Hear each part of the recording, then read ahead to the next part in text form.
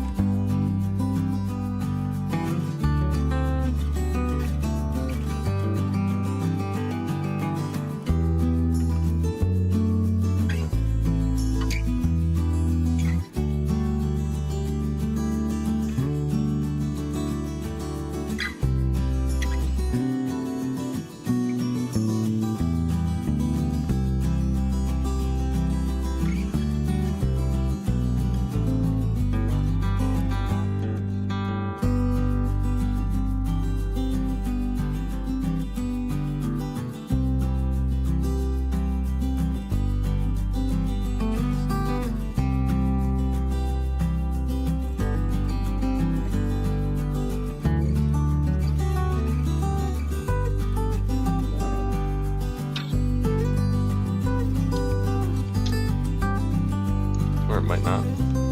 How unprofessional. Oh, I was like, why can't I hear myself? I still have the sound on the stream.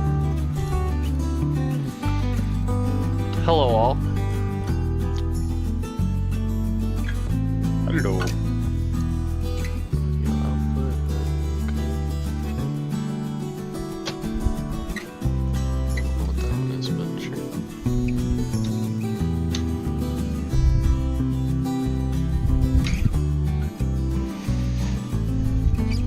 How's everyone tonight?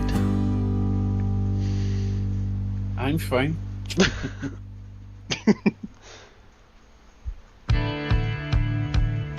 Well, Right, what have you got planned for us tonight, Joe? Come on. Come on. you know, A minute in. technically just started. Technically, you started like 5-6 hours ago. Yeah. Technically. Gotta love technicalities. Alright, I will turn that down a bit. Let me know if that's any better. I don't know, not really much going on this week. Just, That was a great show. Thanks, everyone. I don't know. I got the Scotsman figured out. What was the problem? The lubrication that I had added to it had seeped down onto the chassis, and it was just not getting a connection at all. So I cleaned that up, and now it runs great. Okay. Well, I look forward to seeing it tonight because you barely showed it last week. I Very know, disappointing. I think it was after the stream or the next day that I had figured out the lubrication. Okay. But now it runs alright. At least it's not wasn't running at full speed, almost jumping off the table. Shut your I don't mouth, know Cody. who you're talking about. You probably never told him that, have you? Nope. You told me not to. Hey, it's yours now. You do what you want. If you want to fly it off the edge of your layout, that's totally up to you. I almost did. He almost did. So I still got the video of it. It was coming around, coming down into the industry, and it was going a little fast, and just was hanging there. I was like, oh boy. Yeah, It'd be great if you could do a slow motion. Like, I think we can only do a quarter speed on the iPhone. I can do quarter speed slow motion at 60 frames per second. But it would be great to capture that lean, the two-wheel thing. Yeah. That would be awesome. But I don't know if. I mean, now that I've said it, I'm going to try it. Right? But I don't know, because I don't have a hill anymore. I don't think I can get fast enough to do that. Oh, you could make it work. you could probably make it work on your like 18 or 19 Oh yeah, inch. that's a good point. Yeah. But the only thing is, you better be careful so it doesn't fall the wrong way. Gravity tax and all that. Yeah. Oh, what's that running? Oh, you get lots of covered hoppers. They're my favourite. Oh yeah, those are mine too, and they're Union Pacific. So I've got the ones I was running through the industry, the covered hoppers, and then my little 060 Union Pacific. I was running that with the little box cars. Yeah, that was really nice. Ugh. I just smudged that very expensive little macro lens. Very. You know what it's like when you're a kid, you stick your fingers everywhere. It's like, Yep. Hey Joe, guess what? What? 3-second delay. Yeah, I actually said it good this time.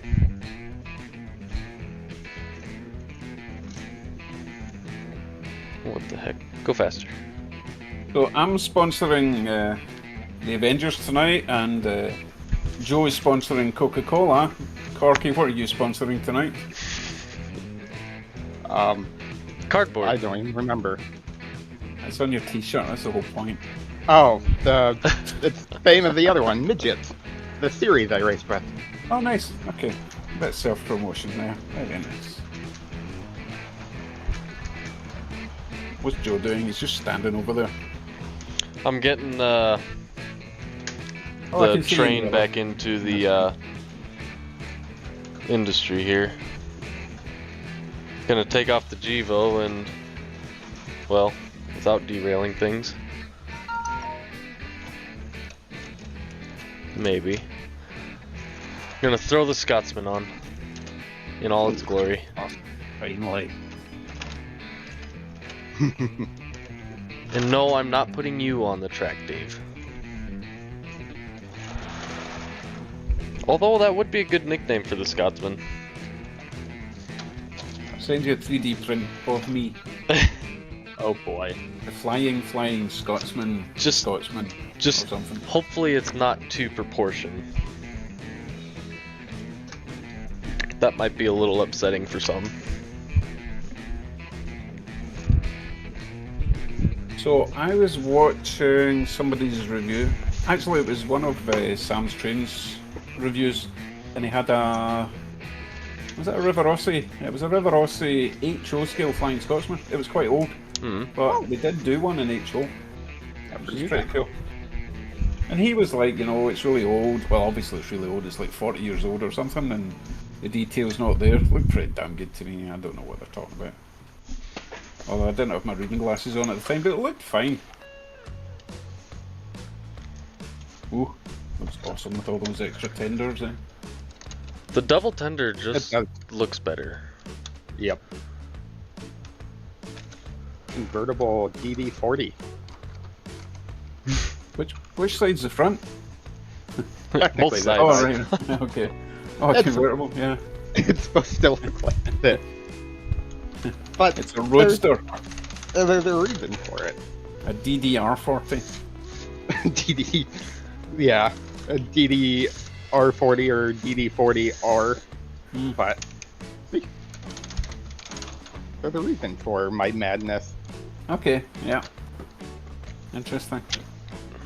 Either it is You've madness. just filled in the gap rather than chopping up two and welding them together. Maybe. And what are you going to call that one? I have no idea. And off she goes. That Up the is hill. completely up to you, Joe, on Jim's message. Yeah.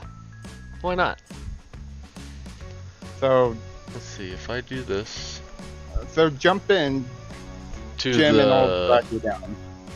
Oh yeah. I was gonna say I could do it too, but But yeah, just jump in Discord and I'll drag you down here if you can't see us. Corky always drags us down. That's my biggest That's thing why in he's a life, moderator. dragging people down. So it's only showing 4 people watching on my screen. How about you guys? About the same. That's Okay, the same. I need to post on Facebook and see where the Yeah. hell everyone is. I commented, but yeah, posting probably would help. Because I'm betting 3 of the 4 is us. This is crazy. I went into Facebook and automatically went into Marketplace. Oh my god, I've got a problem. Oh, there's an HO Cobalt. Ooh, bad echo. Uh-oh, Jim had an echo. Uh-oh. Awesome yeah. echo we've got there, Jim. Okay, there we go. I turned down the Yep. volume. There we you go. Well, All right. So I don't see myself on this, right? Is that how that works? You can turn your camera on if you want. You don't have to. that usually helps. The camera. Oh, there we go. Let me turn the camera on. Oh, There turn we it go. off again. Turn it off. Awesome. I had to throw my hat on real quick. Uh-oh. Good answer that. Could be important. Could be the jackpot people. I mean, the lottery people. Oh, that's strange.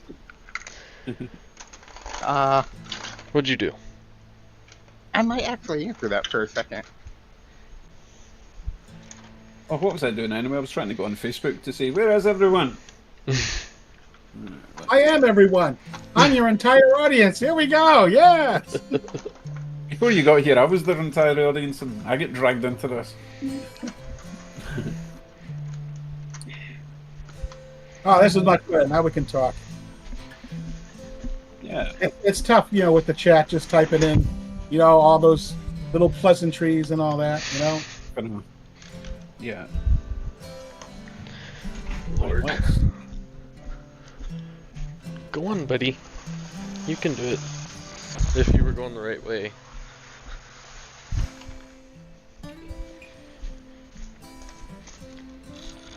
Easy. Easy. Scott, What's that, Jim? you got the Flying Scotsman going there, huh? Yep. Is that what that is? Yep. The double Right. tender one. Okay. And boy, does it fly. Let's see. Okay, there it is. It's on the main line on the outside there. I see. Yep. It really does fly. It's flying. Yeah. Yes, it is. Well, how are you, Jim? Hello, Rebel.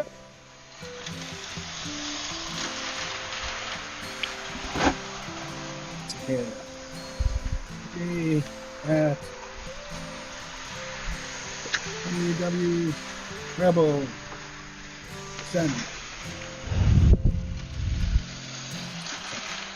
Well, I just got through taking apart a Bachmann RS3. Oh, fun. The drivetrain crapped out on it. It's one of those, DCC sound value locos. Mm. And what happened was the press-on universal joint that goes on the motor shaft, it fell off. So one of the trucks wasn't powered, and it's just kind of dragging it along. So. Sorry, I missed the start of that. What loco are you talking about there, Jim? Oh, it's one of those Bachmann RS3s. Okay. It's the one with the DCC sound value kind of thing. Yeah. And one of the trucks had crapped out on it, and I opened it up, and I couldn't believe the amount of grease that they put in there. And what happened was that press-on U-joint had slipped off the axle, and You know what? You know that DD40 that Matthew sent me? yes, yeah. So obviously I overdid it because I was hauling like 50,000 coaches behind it, and it was getting slower and slower, and then it stopped, and it was still making noise. Okay. So I thought I need to take this apart, and exactly the same thing. Both of those little push-on universal joints that go on at the end of the drive shaft into the trucks, they both cracked. They cracked. Yeah, That's- cracked around the shaft, and you can't get spares. Oh, Back on that one.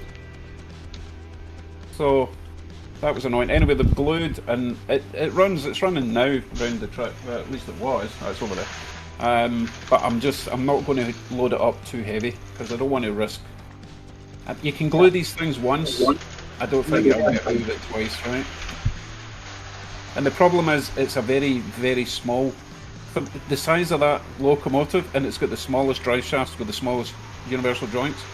yeah. Because the internal shaft diameter going into the truck is the same size as everything else, but it's barely bigger than the shaft, and it needs that room to get over whatever it is to get over. But With the framework, whatever it is. Yeah. Bachmann, oh my god, it's always the same. Bachmann do not know how to make plastic. I tell you, I've got more cracked gears and slipped universal joints. Especially the steam locos. The steam locos are horrible because they fall out of quarter, and the side rods just get all bound up. And That's the problem with that one sitting on my layout is it's a Bachmann, and it all went screwy one day while I was running it as a kid, and just bent the rods and everything. I was like, I guess that's done. Yeah. One thing I did work on today is... I should have just said, hey Rebel. Right, carry on, sorry Joe. One thing I did looking at- work on is this one is now a Gevo, not a Dash 9-8, whatever it was. Good job. Put the right radiator on it. Was that an important call, Corky? One of your viewers. I'm guessing it was Michael. That might be a factual statement. Okay. Is he going to join us tonight? Yes, he is. Excellent. On Discord or... Probably not. Oh, okay. I have not worked with him to get Discord figured out, so. Well, feel free if you got some other guests that you want to pop on. Just say, Jim, you've overstayed your welcome. Oh no, I'll go first. Jim. I'll go first. Well, we can have up to 40 people. Oh, they've got the paid version, Jim. No, that's just how I set up the server. I have to get only one- limited it to 6. Google Eyes to look at the screen. You got 40 people on there. I'll be like, yeah, okay. Yeah, all right, let's see. Hey, what you doing here? Yeah, all right. That'd be a good challenge actually. See how many people we can cram in here. Yeah. Although half the people watching are in here already. So Hello, you know. Adrian. Hi, Good Adrian. evening, Adrian. Adrian, get- how you doing? That would get probably really loud really quickly. It'd be fun though. It would be. I wonder if the computer can handle that. All these people streaming in all in one, program all at once. Everything just crash. Everything goes black. Blue screen of death. No, because Right. they've actually done it pretty smart, like, in that it's just a screen capture of Discord that they're using. Yep. You know what I mean? They're not actually streaming to all the people. It's just no, it's clever. I wish I had thought of that. Maybe do that if I ever start doing streams again, because this is great. This works really Hey, smooth. you gotta start doing your streams again, man. I'm sending you money every month, man. Come on. I need some entertainment for my money, man. No, I do feel bad, but part of the reason was I wanted to get some work done, and also I'm going on holiday next Sunday for 3 weeks. So Must be it's great nice. to come back. So once I come back from the holidays, unless of course I've just been forgotten and everyone's now watching Joe's trains, but we'll see. Or we can do well, thank you, Dave. I'm gonna start sending Joe my money now. All right, Joe, you take. I mean, I did start a GoFundMe. okay. Okay. I think it's still in All the right, Dave. description. I didn't know where the money went, man. Are you allowed to GoFundMe if it's not like a charity thing? Can you just do a GoFundMe because I want money? No, yeah, you can just do it. Oh, okay. Did they take a cut? Yeah, it didn't tell me what percentage. I just set it up in like 5 seconds. Just wrote a quick description and that was What's it. your target amount? $17,000. 120,000. I gotta pay off a house. Yeah. Oh, and a side note, I'm going through some major home renovations right now. I tell you, they're not going well. Oh boy. I've got work going on in my garage, and I tell you, these guys don't know jack about construction. The guy's laying some cinder blocks for a foundation. Yeah. All right, and kind of looking over his shoulder, and he's not buttering the ends of the cinder blocks. He's just putting them up tight together, dry. And I'm like, Oh, gravy, that's gonna leak like a bastard. but just stop right there. Just stop. Let me go talk to you about it real quick. But yeah, headaches. Yeah, we're doing that right now, but we have but it's just a small garage and everything, nothing fancy. And we had no experience on what we're technically doing before we started. But even when we looked into everything, we knew to do that. Oh yeah. Oh, the windows they ordered. Are they tiny? No, the windows are huge. Oh, They go almost all the way to the floor. I'm like, they're gonna be sitting right on the cinder block on the sill plate and everything. I'm like, so those got to be changed out, and it's just one issue after another. Thank God, my dad taught me a lot of this stuff about the trade stuff and everything, and those those YouTube home improvement channels and stuff.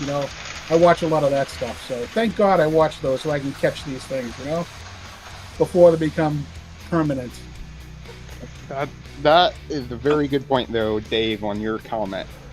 It sucks that Bachman hasn't really addressed too many problems on the old gears. Yeah, and it's not like I'm wanting them for free. I just want them available to buy. Right. Like that steam train that I bought brand new that immediately cracked its main drive gear.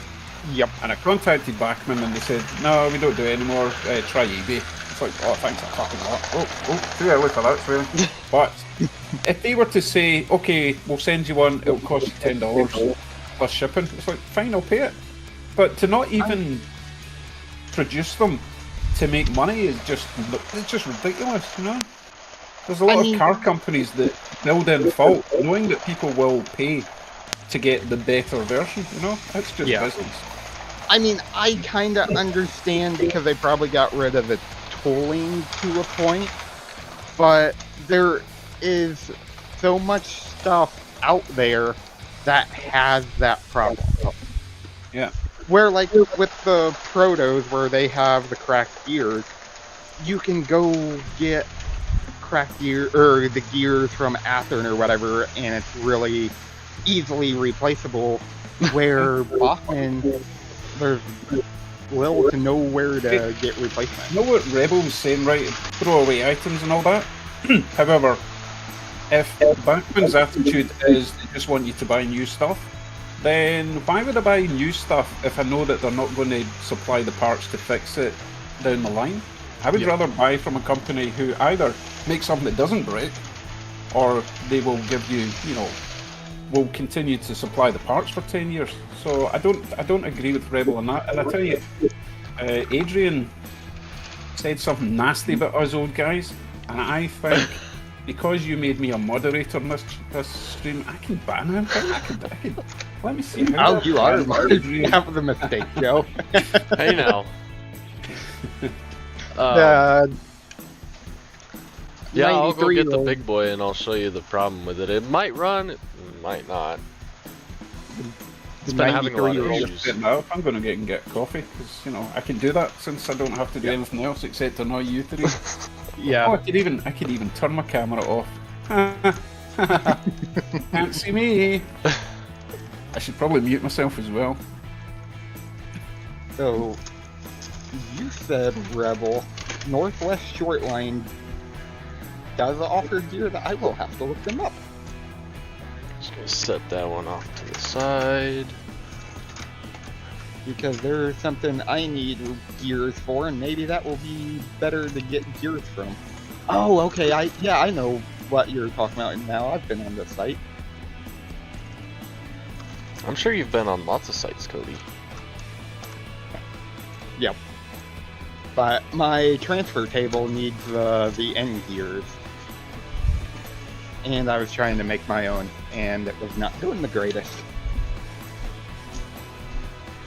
So, yeah.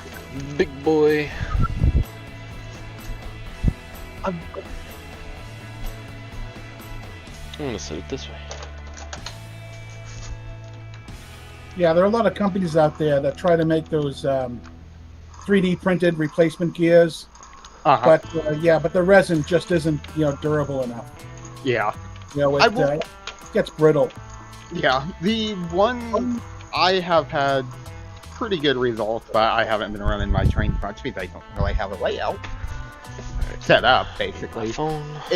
I did buy some gears from AliExpress, kind of like Dave did, because I had some cracked gears in a proto, and I will say they are pretty good. At least limited did running I've been running, but they were almost as good as the Athearn gears. Really? Yeah, where they fit in the axles and everything really good. They run. I have not yet had a problem, although I keep stuff lubed pretty good, and I rebuild, or I go really in depth with cleaning and rebuilding everything. But so at least so far, I have not had any problems with them. Yeah, that's what I always loved about Athearn. The availability of parts, the durability. Most of my equipment, in fact, is Athearn. Yep.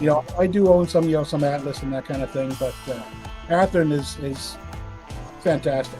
Oh yeah, I completely agree. Availability, the parts, just. Yeah, I will also agree where 99% of my stuff is Athearn Blue Box. Oh yes, yeah. Even the cars, the rolling stock. Yep. It's great. They easily update the Cadies. Can change wheel sets over. They look fine.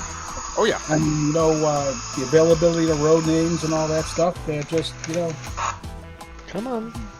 They're the standard in the hobby for me. Yep.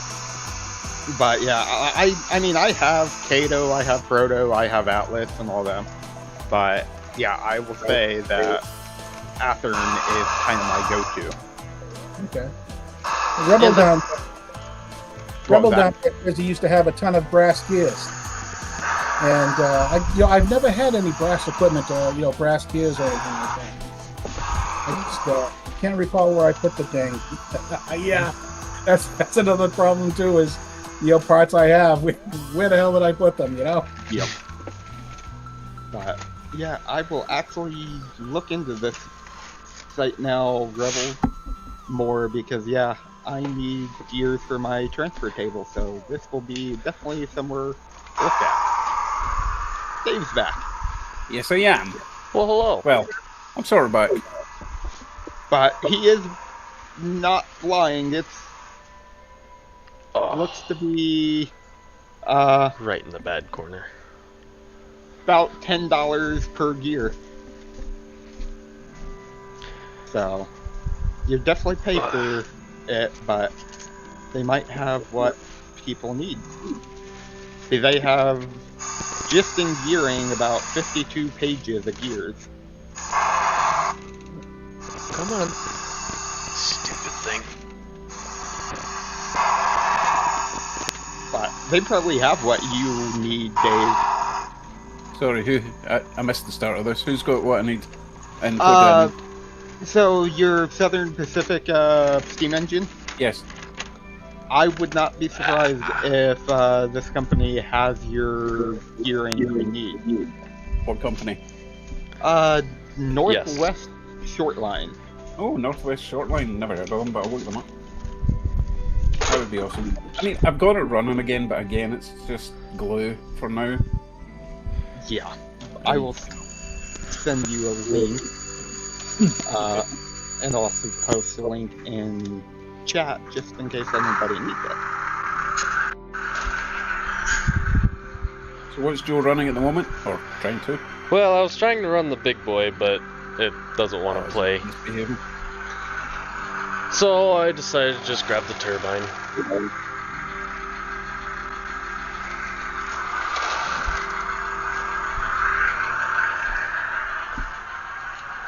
Because I know that one has less problems. Still has problems, just less of them. Dave's running his DD40. Yes, indeedy. Of course, he would get the last one I need Yep. for my Big 3 collection. I thought you already had one. Feel No. bad now? No, I don't. I don't feel bad at all. I wouldn't. I was gonna say, I don't believe you.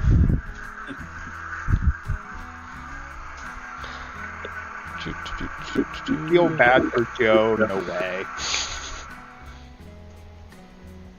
So I've got that bridge sitting on my way out there, and I've got nowhere to put it. It's such a shame. It's a nice bridge too. You know where you Nice. can put it?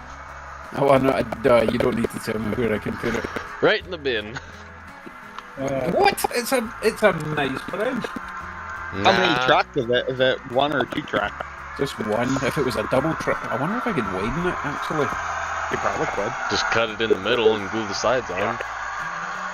Well, surely it'd be better just to cut it down one side rather than cutting it in the middle, having to get everything exactly the same again. Stanton Drives. You ever heard of that one, Cody? I recently got, no, I have not. I've never heard of Stanton Drive either. I've heard of Northwest Shortline. They've been around for quite a while, but I haven't heard of Stanton.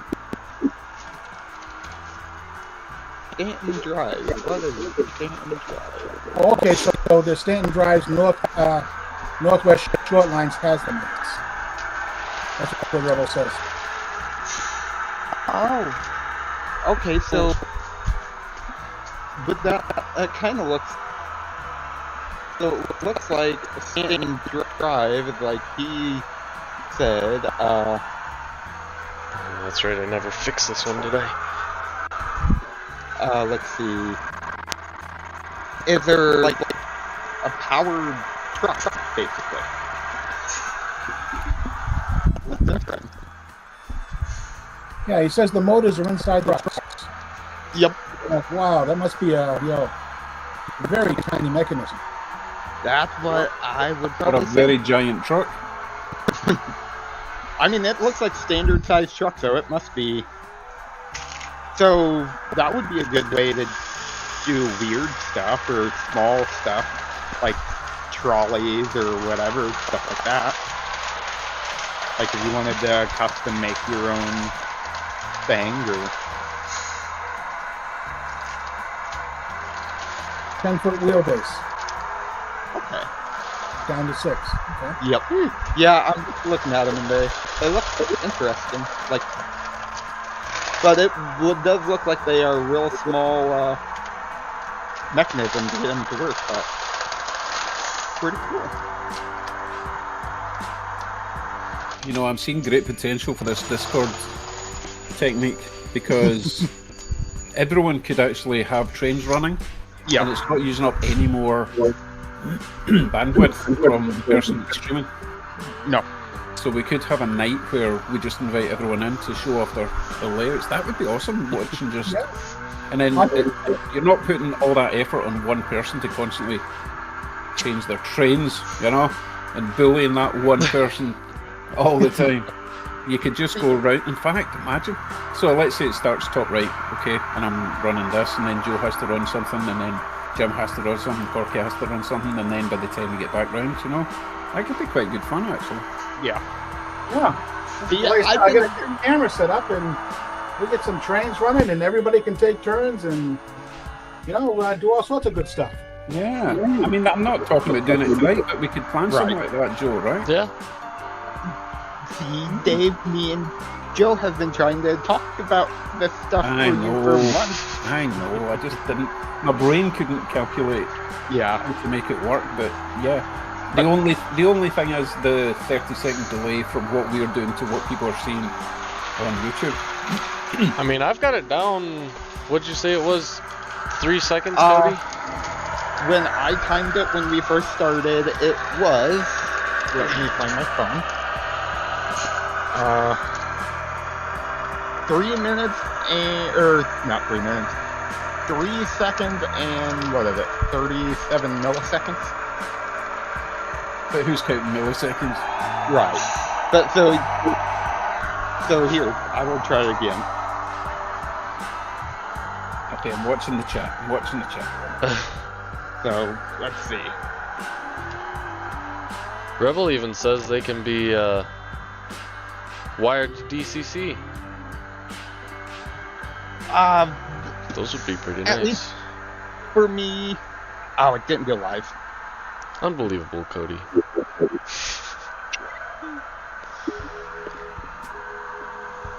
You know, Jim, I didn't realize that your layout was right behind your computer there. Yeah, it's right behind my computer there. Yeah, it takes up about half my basement, and it's just a matter of getting the cameras set up. The video is not my thing. Yeah. As far as making videos and tutorials and whatever,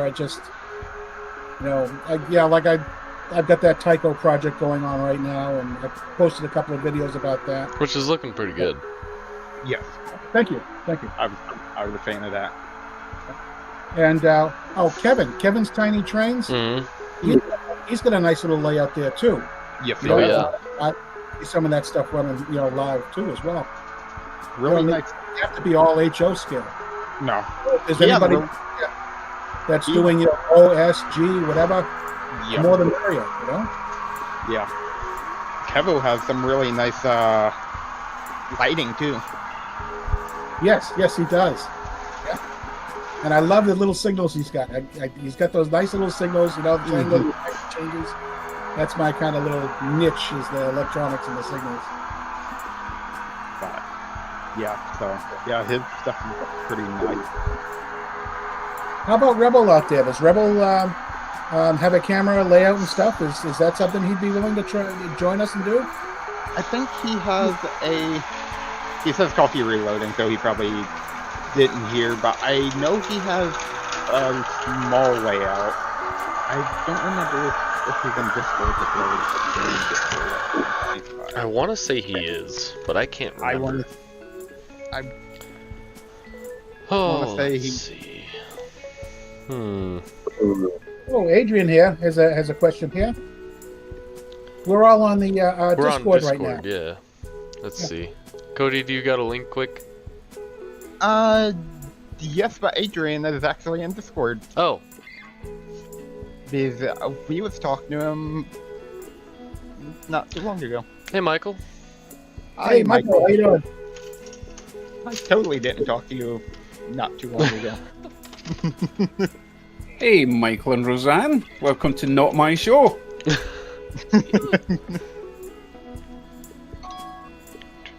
But Why are you going backwards? Hold on. I had Go. so Dave, I actually had a decent idea for you. Oh, really? But how long is your bridge compared to your flip-up bridge? It is half the length. Just Oh, 3D, okay. just 3D model it and print another one. Too complicated. What I would do is I would cut it in half and then add a straight section instead of being a complete curve. If you cut it directly in the middle and then you add a little bit of straight beams to it, you could 3D print the beams. Well, you could just mount it right on top of the plywood. I mean, Well, it yeah. doesn't have to be, structurally. Well, yeah, that's what I'm meaning. But if it's a little bit short or whatever, you Yeah. have to make it a little bit longer to get it to kind of match up right. Oh yeah, yeah. So that's what I would do: is you cut it in half, extend it out some, and then make the beams across. Yes, yeah. Actually, again, the 3D printing comes in handy, kind of thing. Yeah. Yeah, I have to do 2 bridges, and I have to design them, but I'm going to try to 3D print them. Okay. But my 3D printer is a little bit smaller, so I have to design them in pieces. Yes. Yeah. I design a lot of things in pieces, and that's actually the better way to go. Yep. Because now you don't have to wait 18 hours to find out a dimension is off. Right. You just one little piece at a time and put them all together. Yep.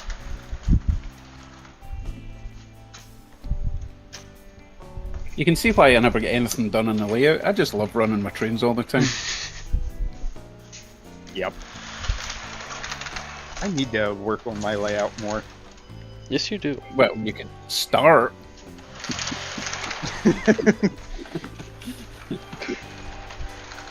Yeah. I could. I shall be back in a wee second. The boss is shouting. Oh no.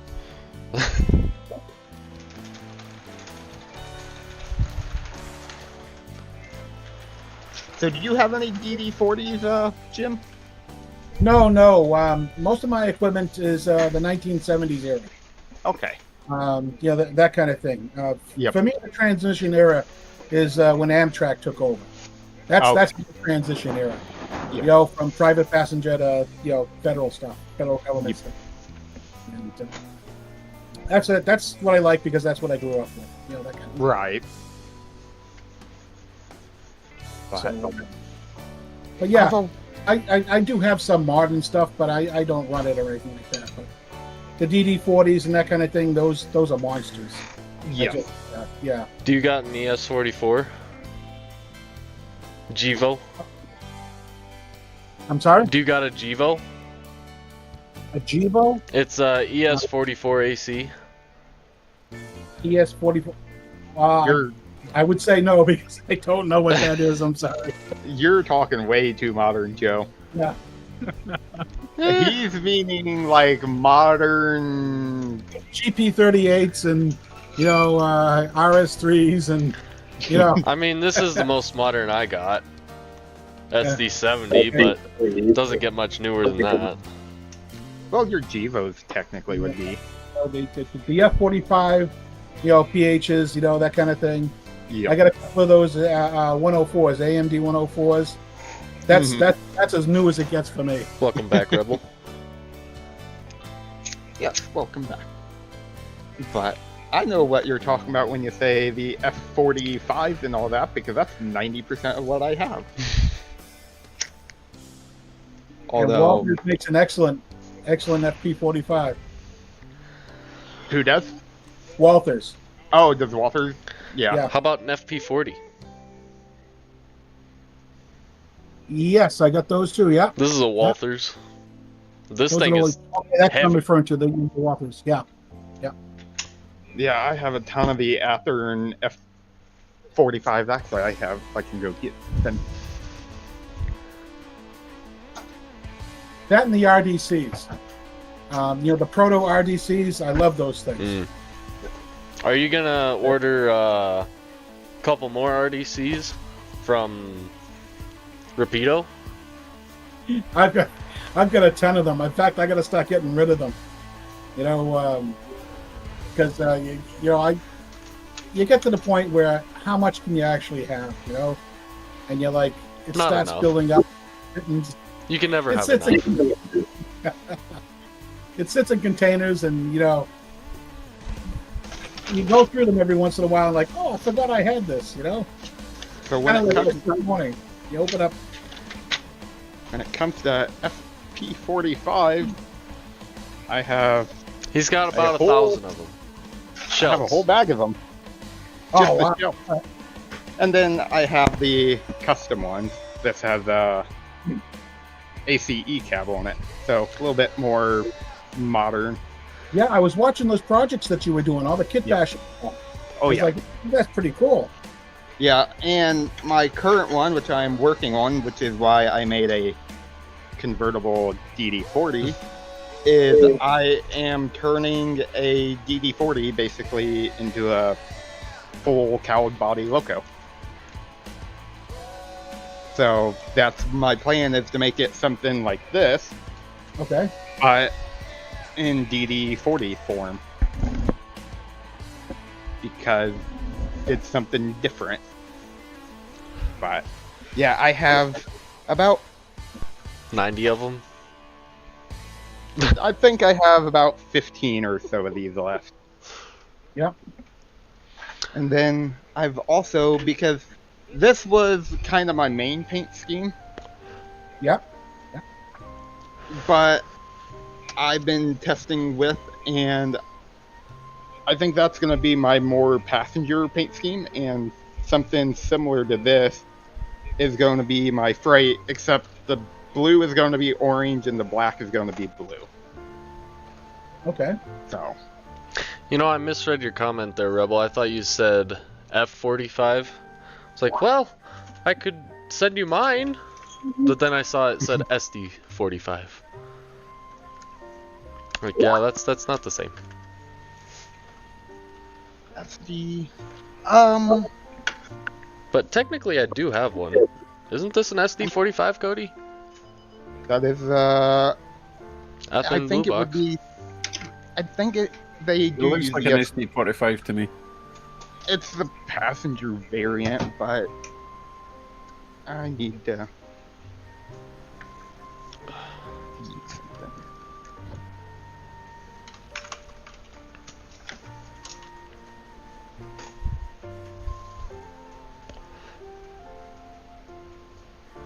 Got to switch to vaping, Joe. I got a vape somewhere. Like, I've got a tote full of stuff. Well, kind of was full of stuff. Okay. But I don't know, it got to the point where when I moved out here to Utah, I was spending $40 for a tiny little bottle that would last me like 3 days. And I was like, yeah, alright. I'm trying to compare an SD45 chassis to an FP45 chassis. Or not a FP, F45. Either the difference between the P and the normal F45s. Rebel says some train shows are coming up in a few months. I can't wait for train show season to start. I love that. September is the first one for my area up here in Massachusetts. I lucked out being in Utah. So you'd think with Salt Lake City and Ogden and like all those other big cities that are big with Union Pacific, you'd think there would be quite a lot of train shows. Nope. The closest one is in Denver, and it's only once a year. I'm just so surprised about that with you, Joe, where you live near Salt Lake, a big town, and there's no train shows. Like hardly any. Okay, nothing. We have an absolute ton of train shows where we live. Oh my god. Oh, we I do. live 40 minutes out of Boston, and there are no train shows. Nothing anywhere. We do have that Big E once a year. And, I look forward to that. The Springfield one. But outside of that, there's maybe 2 or 3 other ones over the course of the year, and that's we it. have, other than July and August, there's at least 2 train shows every month. Yeah, with Cody, there's one like every weekend. I was gonna say, within like 150 miles from here, 150, 200, there's like 7 in the next like month. Thing is, I could actually go to some of those shows in Ohio. I could go to Detroit within 3 hours. I could probably get to Cody's house. What did we say? What was it, 4.5 hours or something? Yeah, right about there. So I'm spoiled. They are similar sizes, but it is a little shorter. Is the SD45 and F45 chassis. This is a SD45, and it's about an inch shorter. Well, one has the 6-wheel trucks, and the other has the 4-wheel trucks. Correct? Nope, they're all 6-wheel. They're all 6-wheel. And they're all the same truck, but the problem with this truck, one of the trucks, oh no, it wasn't the truck. I need to get the little cap for the top of the truck because the little cap that holds it on broke off, or broke in half, so. That is very true, Rebel, because even the SD45 and the SD40, they're pretty much the same length, but they're completely different chassis. And they run different style of trucks and everything. So, it would be nicer if there was a little bit more universal, but it is what it is. Joe's got an impressive train going here right now. I'm gonna make it longer. Just for shits and giggles. Why not? Ooh, I've got that Union Pacific boxcar. The long one? Yeah. It's a pain in the ass. I changed. Was that the one with the Talgo trucks? Yep. Yeah, I changed it to. No, I think I kept the trucks, but I did my little styrene insert mod, and I changed the wheels to metal wheels. I did a wee bit of extra weight. It's great. It's really good. But a lot of work for something that's not that great, but I like it. I like all the Union Pacific stuff. I'm not just saying that because you're a big UP fan. Oh, I'm sure you are. You don't have to lie. I was gonna say, don't lie to him. My giant UP right in front of me, just pride of place on my desk. Okay. I do wish, though, I had more F45 chassis because I don't know if some people know this or not, but there's a difference between F45 and FP45, where the FP45 is a little bit longer. P for poo. That has the little steam generator in the back here, so Okay. it makes it a little bit longer. It's pretty cool. I like that. Oh, Jim, I need to show you something while Joe's messing about. I want you to see this new camera that I'm reviewing, okay? Oh, Lord. And no, I'm not going to do that. Right. It looks great. Looks great there, Dave. I meant to swap it, not switch it off. Okay, here we. Oh, I've got the cap on. Okay, that wasn't a good comparison because I need to switch between that one and the other one, right?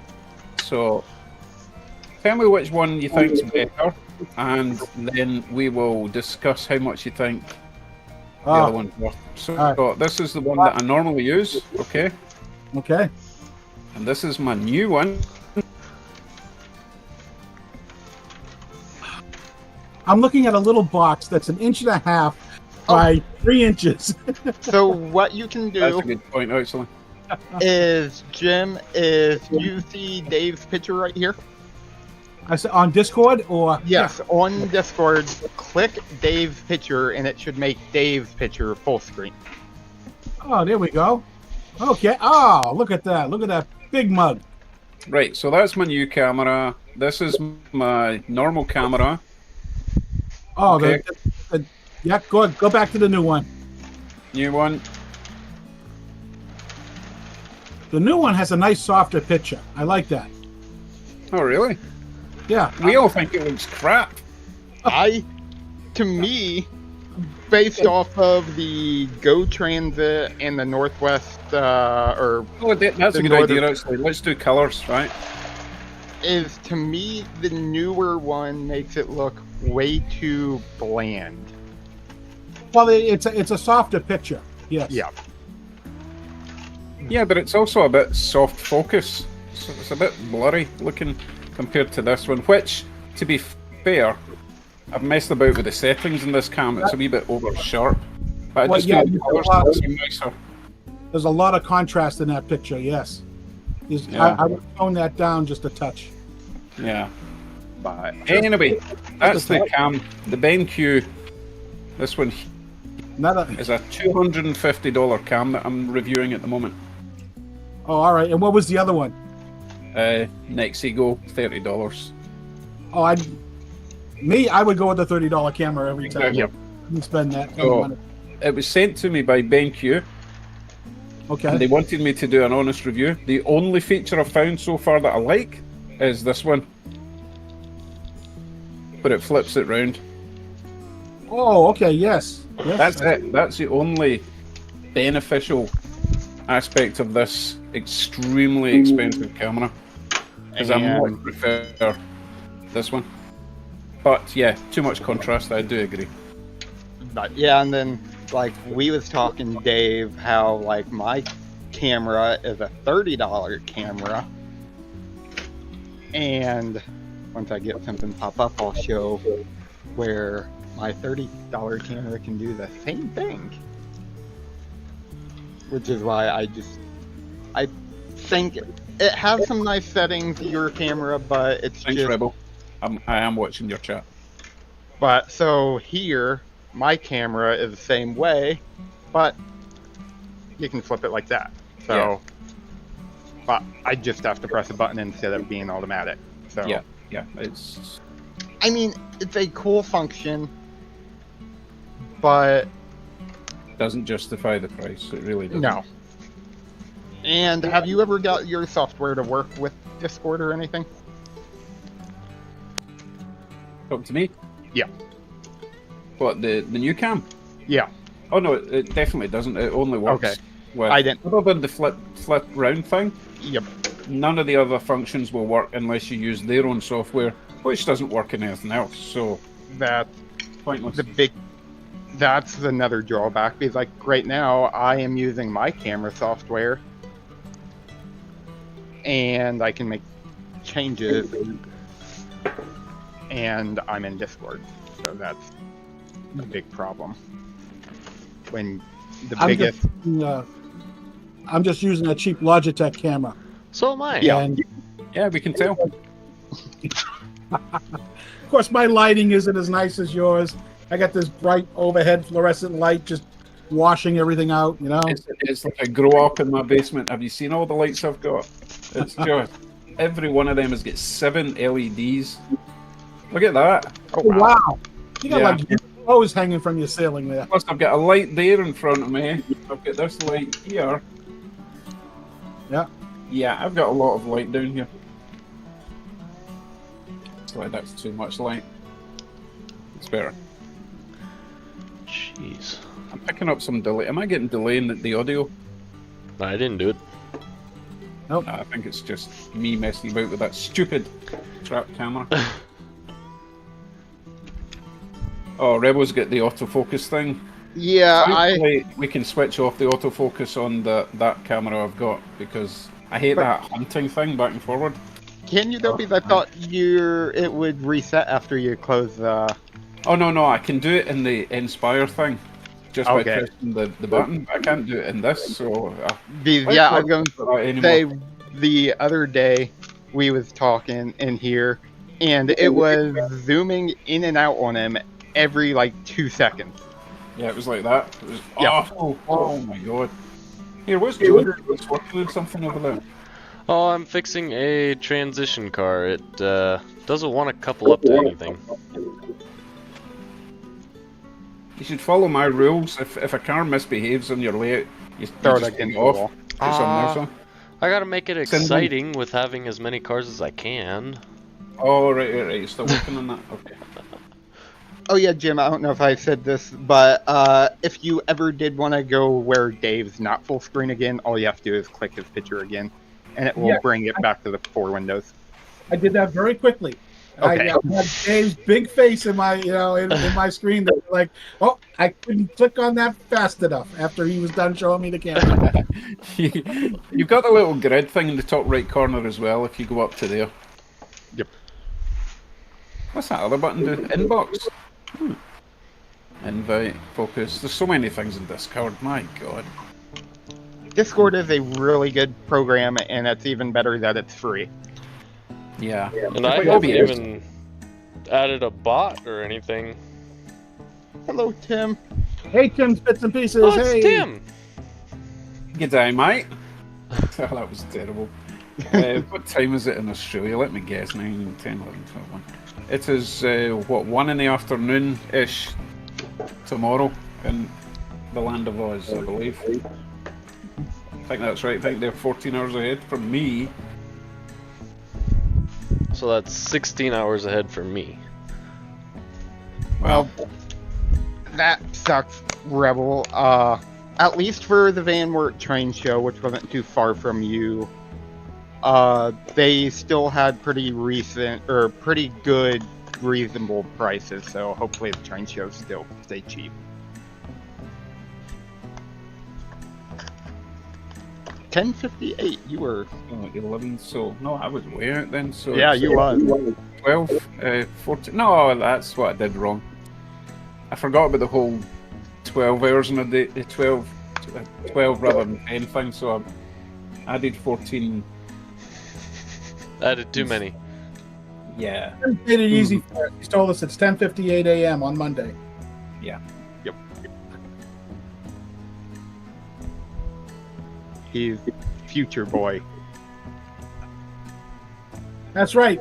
Tim, give me the lottery number. So I can go play it. We'll give you half the That would be shares, we great if that promise. worked.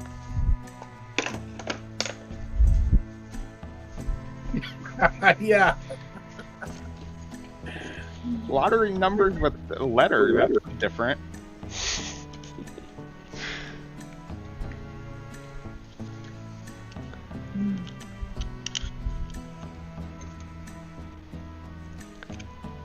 Well, I mean, we didn't Ow. specify.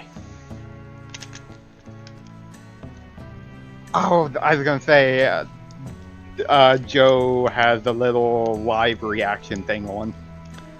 Oh, does he? You Yeah, know- because it was blocking half of Rebel's comment, so I was trying to look around it. I have turned that Oh, off the little about 3 heart thing, times. yeah. Yeah, the little I think you have to turn it off every stream, don't you, Dave?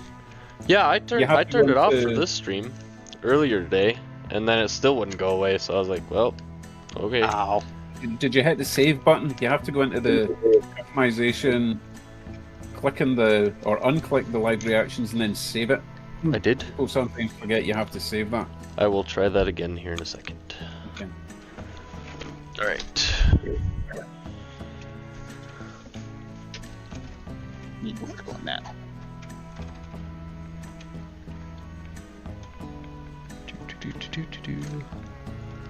Well, how's your train coming, Joe? Could be better. But you know what? Could be. This isn't Dave's, so. Now just wait, you're going to get it running for about a lap and a half, and then the whole thing's going to pull off the track and derail. Yep. Oh, don't be cruel. Don't be cruel. Okay, so is it mainly knuckle coupler or Both. horn hook? I got Okay. both running right now. So, there's an endless supply of derailments going on. I was going to say, at least knuckle coupler, if you lose a car, it tends to disconnect and doesn't drag the whole train off.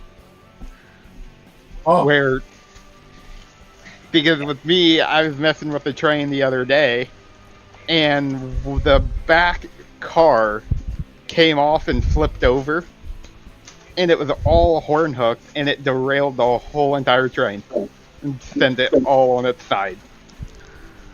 yeah, I've been there, done that.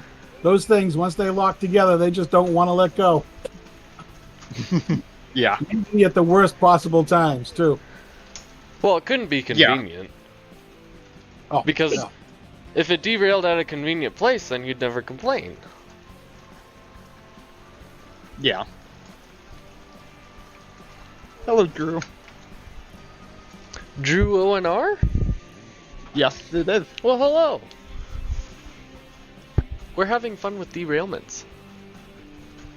Hey, Drew. Alright. Yeah, I need to get a layout working, and then, well, no, that won't work because I'm too far away from the layout. I'm not nice with you guys where the computer and the layout is in the same place. I'm the complete opposite. Well, for me, it was kind of... The wife was tired of me yelling at my video games. So she said, get it the hell out of here. Oh, the language that comes out of my son when he's playing video games. It gets really intense.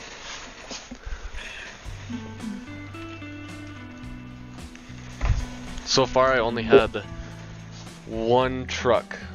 So far. Haven't made a full lap yet. All right. It's a good size, though. And I think I Yeah. need to add the ace because it is stopped right now. Add that. Well, no, it's DC. I was gonna say add the switcher, and that switcher will just pull the whole thing. Technically, I could.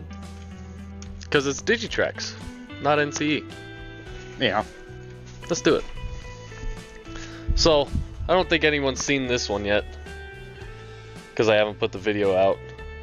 Oh, that's nice. Little Okay. SW2 that Cody generously discounted for me. That thing weighs a ton. It really does. My first Atlas.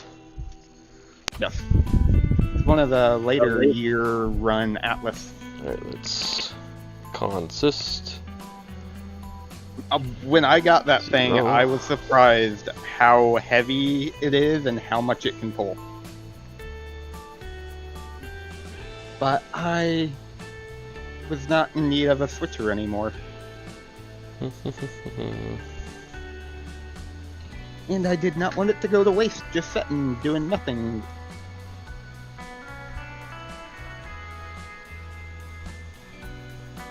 Here comes the drum roll. Da-da-da-da-da-da-da-da. There she goes.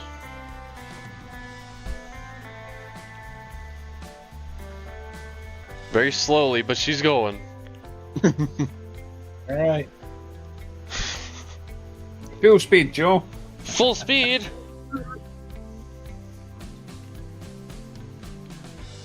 He'll go full speed if you go full speed, Dave. Oh, well, there goes that. That's a tricky one because I've got lots of ore cars going around an 18-inch radius. Full Hey, speed. hey, I'm game. I'll do it.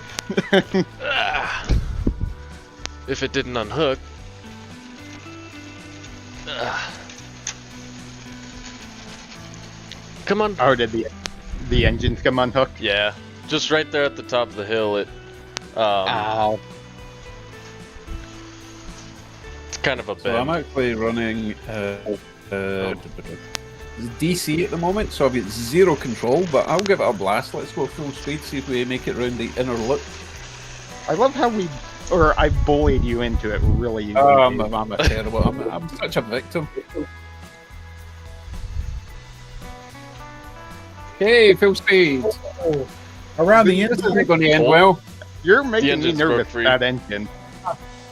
That is the only thing. The engine, I'm a little nervous about. Look at that. Perfect track. How come it never derails when it's somebody else's stream?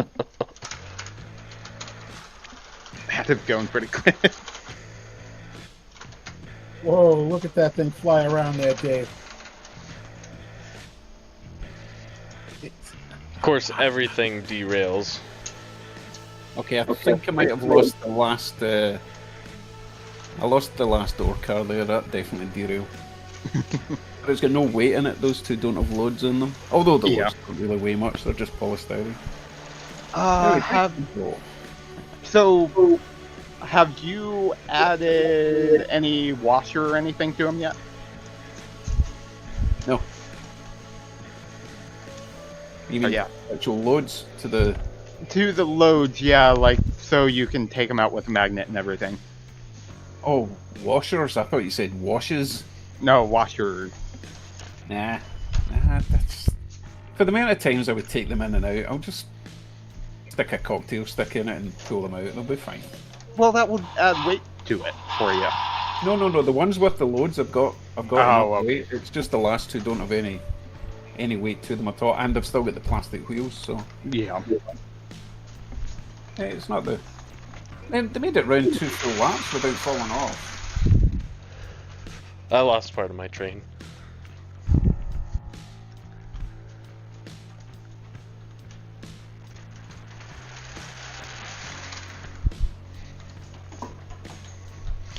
But as soon as I pull this off, that bastard's going full speed. You know what? I'll just throw it. Don't Okay, jump it Joe, off the it's going good. It's running nice now, Joe. It's awesome. Oh, we gotta go full speed. Don't jump it off the table though. Alright, at there least. she goes. Ah, it's Broadway Limited. It's too heavy to jump off. Famous last words. That's a little quick for going up the hill. Oh, Oh, there she's it going. goes. And it derailed. Welcome to my world.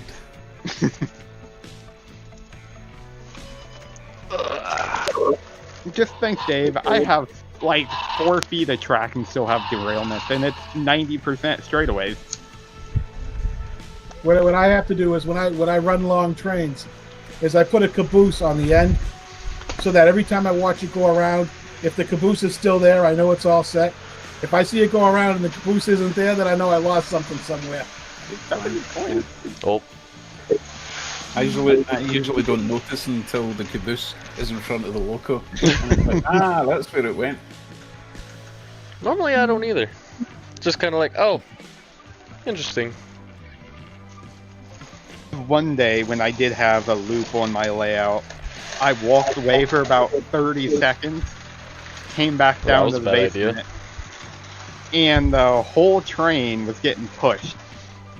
Where it came disconnected at the engine, and one of the cars when it hit, the car was in the back, that it was pretty light, so when it hit, it shoved it sideways.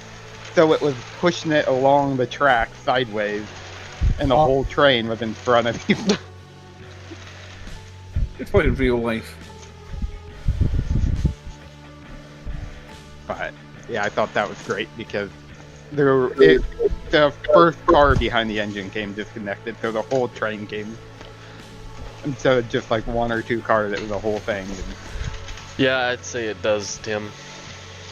I think my whole layout needs just a revision. But that's for the next house. Yeah. Just still might be able to make some changes to it.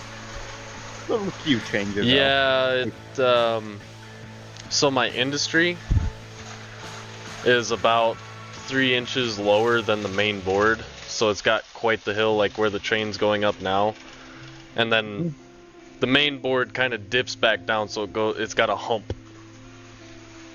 Okay.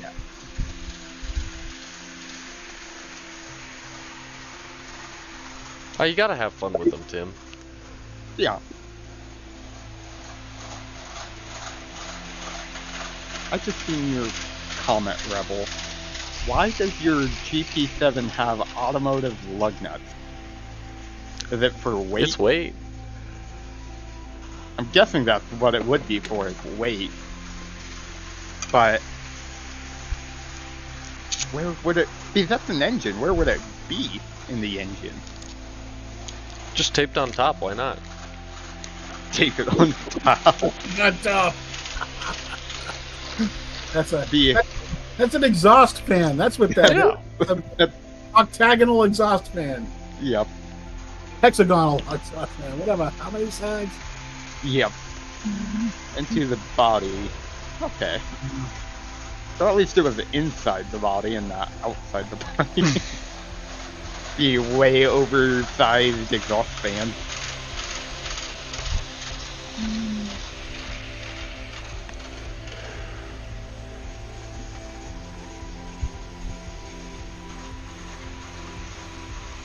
I wonder if the that's Ace a is gonna fucking play camera nice can't tonight. use that one.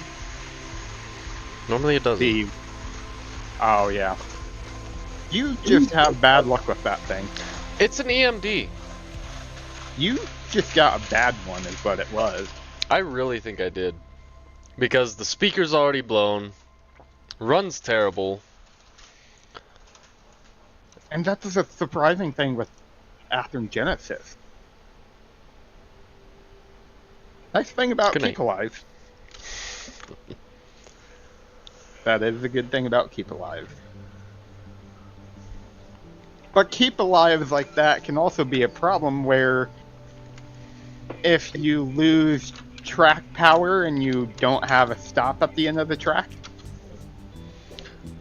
Yeah, you know, you can get the signal, and it just keeps sailing along. years ago, I had an engine like that where it had a really good Keep Alive, and I was building the layout, and one of the yards I had kind of stopped at the end of the table, and I didn't have it wired to the end of the track because I was still wiring it, and I didn't have a stop, and the engine hit the dead piece of track, but since it had the Keep Alive, it kept going, and I was luckily on that side of the layout because it would have just went straight off.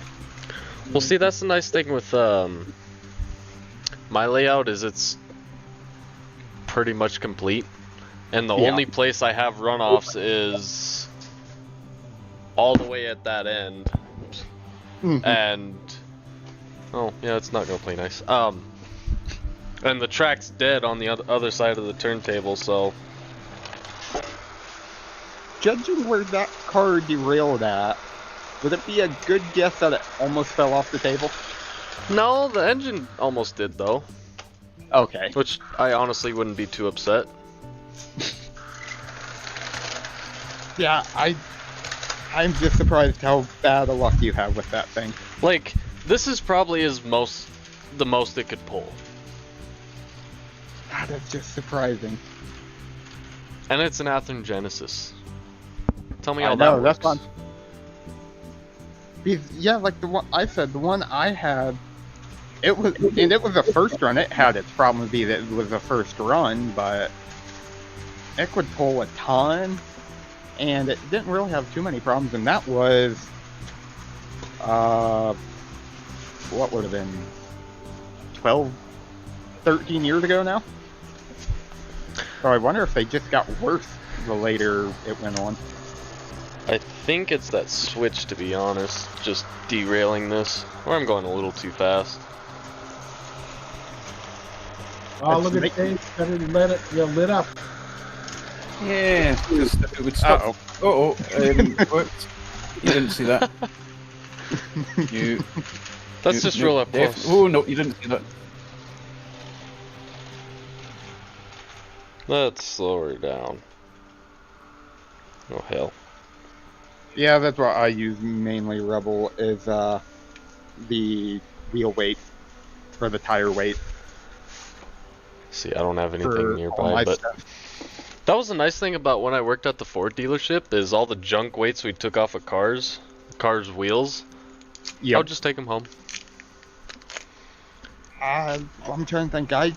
We usually get a lot of them in a big pack or whatever off at Amazon or from Harbor Freight. You get a lot of them for really cheap. Well, I'm cheap, so free is best. Oh, free is 100% times better, but What the fuck? Speaking of free, like I mentioned earlier that I was having some garage work done, and they were tearing down some walls, and the walls had that blue foam on it. You know, the blue foam insulation. Yep. And you got the pile of rubble there, and I'm going through and I'm picking out all the foam insulation because I can use it for the layout downstairs. And they Yep. kind of look at me like three heads. It's like, we just ripped that wall out. What are you doing, taking all that stuff from it? You know? Hey, you're not gonna No. use it. Yeah, I want the foam back. Use it down. Yep. Don't let it go to waste. Yeah. So, do you use like that hard type pink board foam, or do you use like the foam like Dave uses, where it's, I forget what it's called. No, it doesn't have the foil covering on it. Okay. It's just the blue foam stuff. Yep. You know, I use a whole bunch of different methods. I use some of the blue foam. I do the hard shell with plaster and the cardboard web and plaster cloth and Yep. whatever's appropriate for the area. You know. Are you trying to hide where you keep the railing at, Joe? No, I'm just gonna watch it. Figured, Yeah. give you something better to look at. Oh, what the hell? Look at our ugly faces. If you want to call it that, sure. Well, maybe Jim's not ugly. I guess I'll speak about myself. You know what? I've been sitting here thinking maybe I should just turn my camera around for the whole stream. Just not look at me. I had to throw my hat on here because my hair is all over the place and. I wear hats most of the time, so.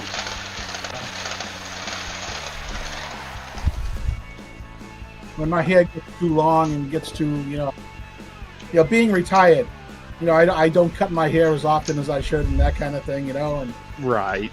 kind of like, I don't care what I look like anymore. I'm retired. I'm married. My wife, I'm not like looking for girlfriends or nothing, so I don't care what I look like. I still gotta your look wife good for knows her. What she's stuck with.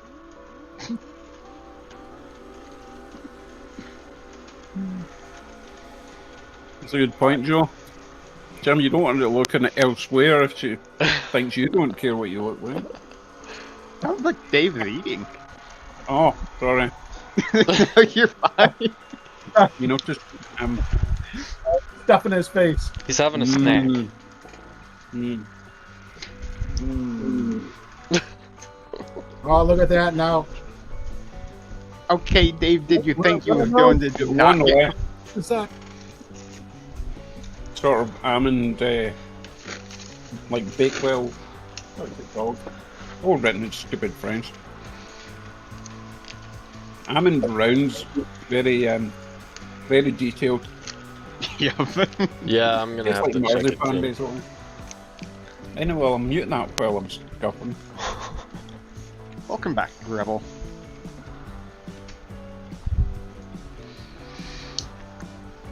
But, yeah, I thought I heard you eating.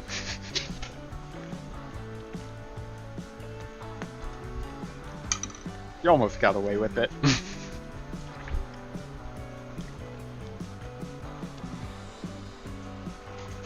I'm gonna say, your camera, that camera, not the one you have on now, Dave, but the one before it, it likes flickering.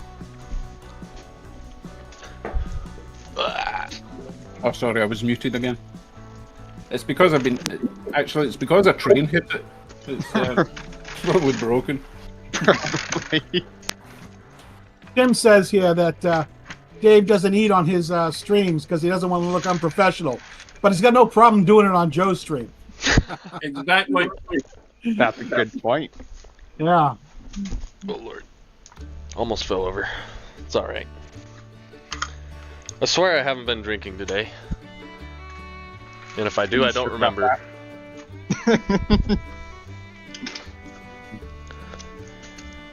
I've been drinking, just not stuff you think it's drinking. Not the same kind of drink I have. Right. The choice of drink is Pepsi. Gross. Who wants to drink shoe polish?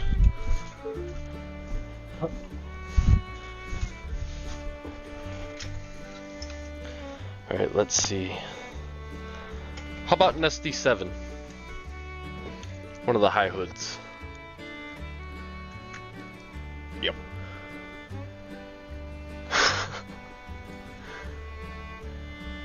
Actually, I'm gonna grab myself something to drink real quick. I'll be 2 seconds. I'm gonna shoot upstairs, grab myself a Diet Pepsi, Joe, not Unbelievable. Coca-Cola. Unbelievable. You want to drink shoe polish? What's Oh, better, wait. shoe Wait. polish or toilet cleaner? Hmm. Wait a second. Make sure I'm wearing pants.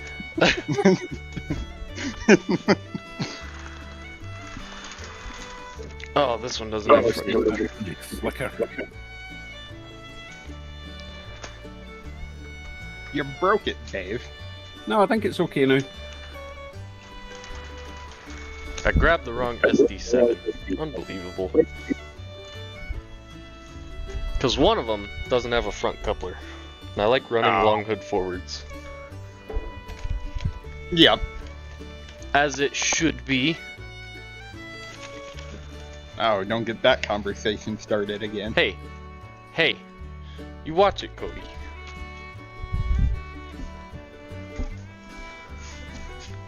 RS3s and 11s are meant to run long hood forward. I will die on this hill. Or probably just die, I don't know. Or be Beheaded. killed by someone that thinks otherwise. They're gonna run you over with a RS-11 running short hood forward. To really prove their point.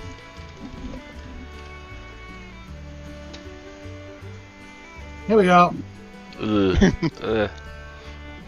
You know, I have this argument with my wife all the time because she loves Pepsi.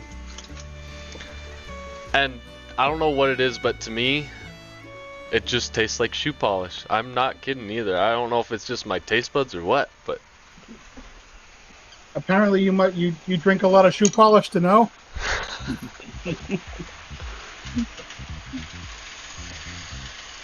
Do people even still polish their shoes? Come on.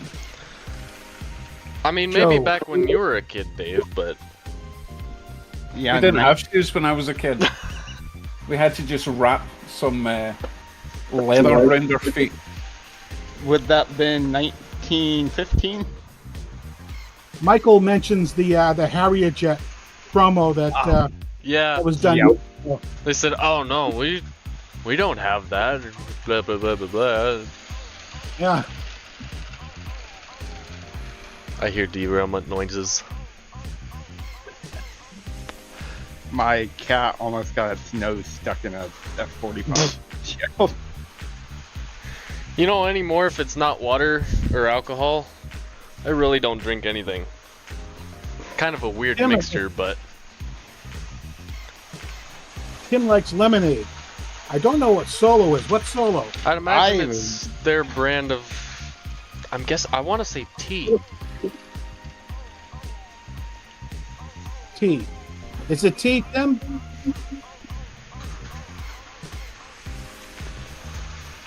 Huh. Lemon lemonade. As opposed to some other kind of lemonade. Well, there's limeade. Or Limeade. there's the Arnold Palmer's where it's tea and lemonade. Arnold Palmer's not bad. I like the Arnold Palmer. Of course, it's got to be the sugar-free. Ah, not for me. You know, when I was living in Tennessee, I actually worked for Coke. We had a Gold Peak extra sweet. Oh my Ooh. God, you could if it sat for more than an hour, you could see about that much sugar just in the standard 20-ounce bottle. I'm not joking. There was that much sugar in it, and I'm like, Wow. holy crap. Yeah. Oh, That's a lot of sugar. Yeah. Call it. Pub squash? That sounds like a IPA.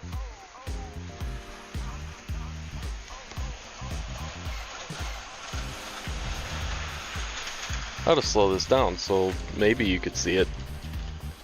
It's a carbonate lemon drink, but different to Sprite. So kind of like Sprite. At least what the Google search says, maybe. Huh. So it's like a lemon version kind of Sprite, maybe? Now we had I've that in never heard of Tennessee pub before I before. left. It was called Limonade, which it just had more lemon in it. I don't know why they put the lime. Hmm. See, over here we have, well, in Canada we've got Sprite, but in the UK we've got 7-Up, Uh-huh. which is pretty much Sprite. Well, It's that's just lemon and lime, Pepsi's you know? brand of, Yeah. well, Keurig. Sorry, because Keurig bought Dr Pepper and Dr Pepper owns 7-Up. I don't know. I prefer the Mountain Dew. And Dr. Pepper's not bad. I like Dr. Pepper. But Mountain Dew is what I go for, that kind of lemon lime soda. I don't think I've had a Mountain Dew in years. Or as we Well- used to say in Massachusetts, tonic. You drink a can of tonic. That's what we used to call it Just when I was a kid. straight Yes. unflavored tonic, or Tonic. That all soda was called tonic. oh, kind of like the pop and the soda and the Coke. Soda and tonic, yes. I gotcha. And we go to the Packy. We go to the Packy to buy our liquor. Our liquor is, Packy is short for package store. Huh. And that's where Oh. you. That's not what we called a packy. No, David's glowing. In Are you- Scotland, you went to the packies for your, your groceries, which was just a term that we would give to the owners of the stores because they came from Pakistan. oh, But that's not. It was not seen as a derogatory term, No. but now you're not allowed to call them packies, even though they're from Pakistan. But well, to be the- fair, we were generalising. Most of them were from India, but well, the thing is, here in Massachusetts, they were package stores because you couldn't carry an open bottle of alcohol, so they had to wrap it up in a package. That's why it was called a package store, because it couldn't be visible when you left with it. So then, of course, package store became packy. So that's Actually, I'm gonna Hey, look. Dave, Where's the you other couldn't one? see that in pretty much Scotland. the anymore. same. hey, Dave, are you pregnant? Why? What? You're glowing. You're glowing. Oh my god. I'm trying to turn the. I know. Thing is, I've only got one ring light in front of me, and it's mega yeah. bright. I tell you, this wee camera's awesome. Let me turn the brightness down more. Oh, I wonder how your brightness would be on your other camera, your overpriced camera. Oh yeah, I'll try that in a second. You know what? That's the light off. Look how bright it is. And I've got that light over there, but it's not pointing at me. That's pointing at me. But that's it pointing backwards. Rebel says Moray Cup is making a comeback, apparently. What is Moray Cup? Moray Cup. I have no idea. I have no idea either. Beats the heck out of me. It's a red drink. I don't know what it is, but Scottish fizzy drink. A Scottish fizzy drink, and you don't know what that is, Dave? Never heard of it. Dave's a fake Scottish. He's fake. He's really just full-blown Canadian. Yep. Oh, the accent is just for the streaming. Okay, I get it. Yep. When we talk in Discord alone, it's not there. Oh, okay. Oh, do you and Mike talk on Discord alone quite often?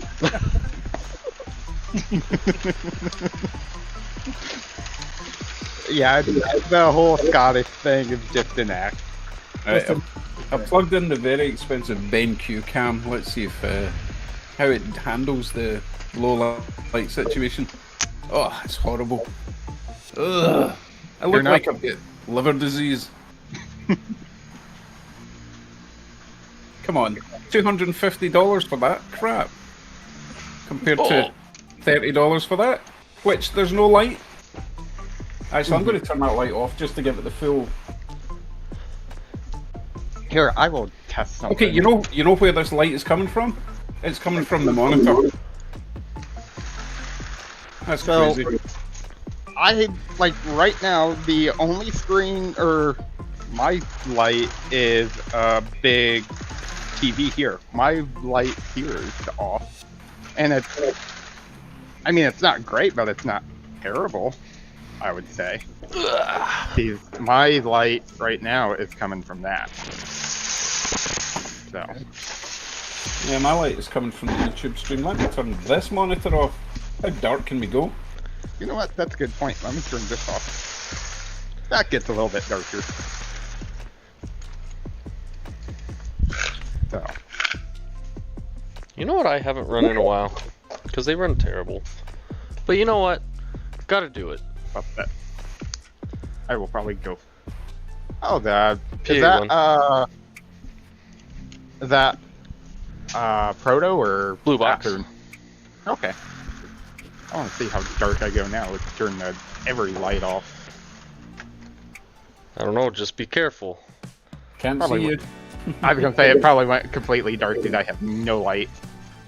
Okay, how am I gonna do this? No, I'm just gonna take this guy off.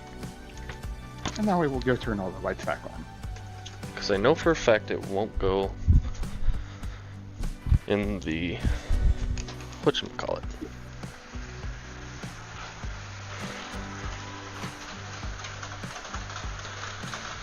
Tim says the PC monitors give off the best light.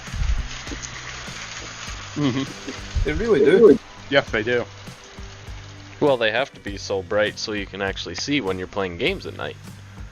Well, or watching adult movies.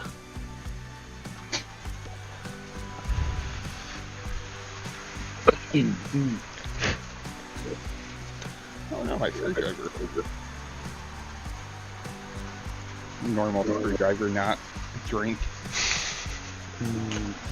I could go for one of those. Ah, and they're derailed. Cause why not? Go. Oh yeah, since we're talking about phase of the paint scheme, here's my phase 2 paint scheme. Are you going to print out decals for these, or At some point, yeah. right? At some point, 3 years down the road. Stub my toe. Oh, You have a Now shed you- you're building? That must be interesting. Now, Cody, your initials for your railroad are CR and K. Is that what it is, Cody? CO and RK. CO and RK. And I created it years ago, and I do not remember exactly what CO and RK stands for. What was it? The CO is, if I remember, Cuyahoga, Ohio. And I forget what RK stands for because it was just to be something quirky without the Y. So I had to make it sound like a normal railroad name, and then I forgot what RK stands for. Rebels talking about a Shea kit. Yeah. Go for my Northwest Short Line this week. I can't build my Shea kit until I get it. Grr. A 3-truck Shay from You know, I actually just saw, I think it was either yesterday or today, someone selling a Shay. It was a Ford truck for $150. DCC and everything. Would that be a roundhouse kit, Rebel? Alright, let's see if these ones will run. Okay. Or not. So that would probably be for, if I remember correctly, that would be before Athern took over Roundhouse.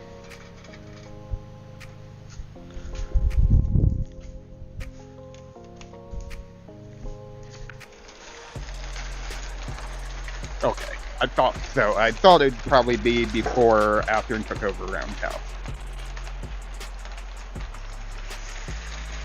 I will say this. I think Dave has some too, but I love the Roundhouse rolling stock kits. Same I with built the... one recently, so far. Yeah, they're pretty good.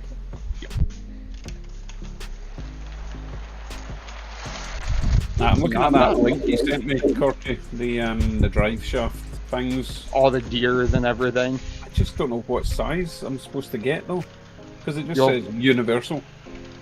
Well, drive like universal, but it gives you the size, but I don't know what I've got. Well, you're probably gonna have to get your calipers out and go scientific and measure everything. Oh, God. Oh. It does look like a great website though. Oh, it does. I will 100% say that, as it looks great. Yeah. $40. Wow. Yeah, that's pretty good. You can make one. Yeah.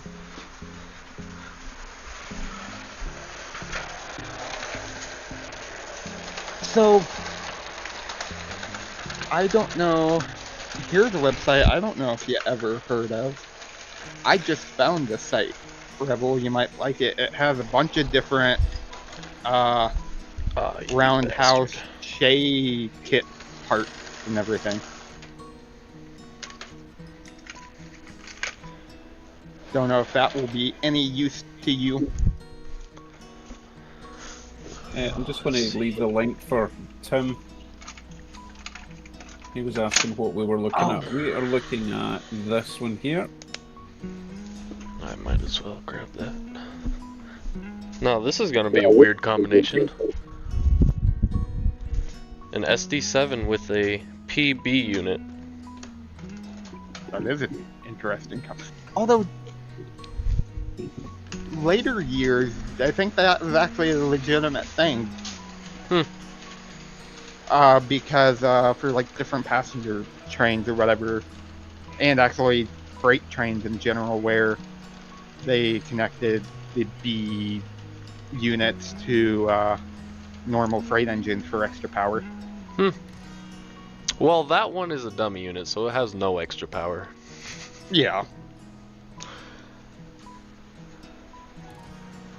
It is a Dump it right out interesting on your look, though. keyboard. No, it's empty. That's what Yeah. was what I was trying to do. Was I need to get more? Oh, there's still a little bit left in there. No, God, no! I sucked it dry.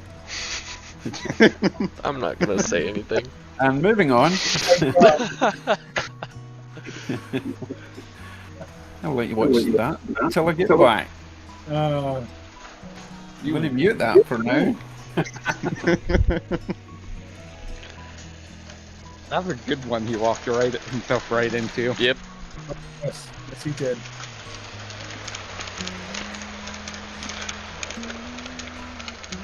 To work for my hobby shop. Okay, yeah. Group of See, that's got horn hooks. But yeah, this website is really interesting with all the gearing and everything it has. And actually, everything in general. Are we looking at the model services there? No, the Northwest Short Line. Oh, okay. Let me, The one Dave posted, okay. but it has an extreme amount of pages on gears, where you can probably get any type of gear you ever need for HO scale. All right.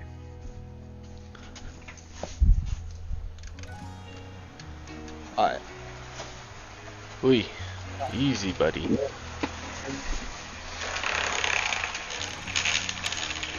I don't remember if this guy runs on the inner loop or not. We shall find out. The new Jivo. Oh, the new Jivo. Now that it's done. Kind of. Are you running the Jivo long hood forward? Yes. Because it You won't don't go have forward anymore. It'll go backwards. Won't go forward. What did you do? I don't know. It's a Bachmann Spectrum. What do you expect? Mine runs Oh, pretty boy. good now that I had to rewire it. The little brass thing and where it hooks to the brushes and everything came disconnected, so I had to wire it together. So it's like now it's kind of never going to ever take the motor apart. Although I have heard NS run like Dash 9s and everything backwards. Well, I guess Joe's Trains Railroad is a part of Norfolk Southern now. About as many derailments. Maybe a little bit less.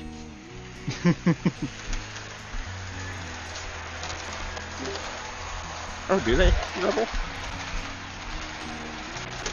The will I? After and repower kit. I have my coffee refill. I'm good to go. Or keep going. I feel bad for Joe right now. Joe is just doing all this running around. And I like, yeah, Joe, just sit down, relax, and and join us and stuff. It's his stream. He has to take care of everything. We are merely guests. Exactly. Rebel, I did see that comment there. Yes, I am a member. That is a good idea. So I need to ask on the Budget Model Railroading group, Bachmann, DD40, they would just have to get the calipers out as well, to be honest. So I do have a set of calipers. I'll work out. Yeah, and your because I've seen gears on there similar to, I think, what your Southern Pacific steam engine is. So they might have. I'm talking about the DD40. Oh, I know, but I'm saying the Southern Oh, you Pacific think they've too. got them too? Oh, I didn't even look. I was gonna say I was looking at gears that look kind of similar to it. I'm not going to swear on that. Well, they you don't have swear them, in but- general. Unless I'm upset with the post office. Are you still going on about that? I'm not anymore, really, but I mean, I was to be just- fair, you did I ever tell you the headache it was with sending that engine to Joe? oh man, That was a giant headache. Jesus. I think it jumped back between Ogden and Salt Lake about 5 different times.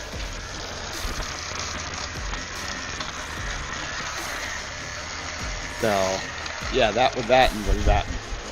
I was starting to wonder, it's like, I'm going to have to send Joe his money back, dude. That thing's never going to get there. And I wouldn't have taken it. Yeah, I kind of figured you'd say that. Put good old reliable on here. The little S2. If it wasn't derailed. But the problem with your Bachmann steam engine, Dave, is I think every time we talk about the gear on that thing, and then I forget what it actually is supposed to look like. Should probably take it apart and take a picture of it, post it Yeah. somewhere so we have something to reference, right? That would probably help because it's like I'm seeing several gear that would look similar to it. So I have yet to find anything online that looks like it. It's just bizarre. It's a great design, it's just the wrong type of nylon they used. because what was it? Because here, I'm betting this company has it because this company has like 52 pages of gears. Oops. Tell you what I'll do. I'm going to put the big light on. I'm going to get the screwdriver and I'm going to take it apart. And then we'll know once and for all. Okay? Uh-oh. I'm gonna pour myself some beverage. Beverage. Oh yeah, you were talking about Mountain Dew the other day. You haven't, or not the other day, earlier. But you drink Mountain Dew, just not normal Mountain Dew. Oh yeah, the hard Yeah, the hard Mountain Dew. The alcoholic. Sounds weird saying Yeah. hard. Yeah. Only a little. I drink the hard stuff. No, for me, it's sugar-free stuff. If there's a sugar-free version of a product, I gotta have it. This is zero sugar. Zero sugar. So it's not You're even that fake sugar that they put in diet. Tons of fake sugar. Now, what do they call it? Aspartame, or Yeah. what is that? Hello, sidetracks. Oh, it's like Here's what I'm going to do. I'm actually Hello. going to switch to the horrible BenQ since it's got the down thing. See if we can. Whoa! There we go. Does it let me? Nah, it doesn't let me zoom in, but. That looks crap. Then I'll try and give it more light. You gotta put that magnetic thing on it. Then you. Do that again, Joe? Then it would look perfect. That's not what you did. You went. Yeah, do that. Put that metal thing on it, Joe. Yeah. You gotta put that little thing on it. No, there's no point. That only works when you're up close. Yeah, I mean, you have to be like on the I'll thing show you. to see So it. you basically, you grab it and then you drop the weight and break everything behind it. Okay, and then you put this thing on, and then you can do that, but you have to put the Wow. light on. Backman. China. I mean, that's pretty much it. That's all you can really do with this stupid cam. Oh yes, for when you need to really put on your glasses and your other glasses and your other glasses. Just, I mean, for like boards or like like motherboards. whatever, Yeah. that would probably help or Why whatever. would you need to look at a motherboard that closely unless you're actually in a shop in China making them? Well, there's a lot of guys No. that do repairs and replace chips and whatnot. Yeah, but you Yeah, can't work on it while I'm holding this over it. You can only look at it Yeah. because it's in the way, you know. That- Oh, that dirt. This thing. Oh my god. Does this thing even run? You're disgusting, Dave. Your disgusting layout. Right face. I say that as I mine probably is covered shouldn't, in dust and dead spiders and Now, beetles and now I've lost the gigantic weight down the back of the monitor. This is a terrible camera. Look at this gigantic thing. Did that even fall off? throw it in the trash. That might be a good camera to put around the layout, though. Gives you another camera for that. You just have to get a cable extension. Don't think it would be a good camera because the autofocus would go in and out all the time. It would be horrible. Anyway. That's a good point. I was supposed to be taking this apart so we could show you Well, this gear, if I can remember Never how. mind. Since it won't work with OBS. Because I was going to say, since it has that zoom thing, that would be actually good, but since it won't work with OBS, you could have it on the back side of the layout and then have your little knob where you can zoom it in, but it won't work with OBS, so that won't. You've been talking to my wife again. Again, I was going to say, again, I've never Cody's talked got to her. that side hustle going. It's okay. You didn't get my little knob joke. Well, back to trains, Joe. That Black Widow looks pretty good, you know. You know, I really don't like long hoods, but I love these SD7s. I think it's because of the Black Widow scheme. Yeah, the Black Widow scheme's a nice sharp scheme. I like that. I don't do that area railroad, but I've always liked that scheme. And you know, they're Proto 2000s. I paid $40 for both of them. Really good. So, and they're good runners. Oh yeah, The Proto. they're not the Proto. fast. I mean, that's full speed, granted with another engine, but they pull like nothing. Yeah. I almost sent this shell to Joe. I kind of I got like one it. of those.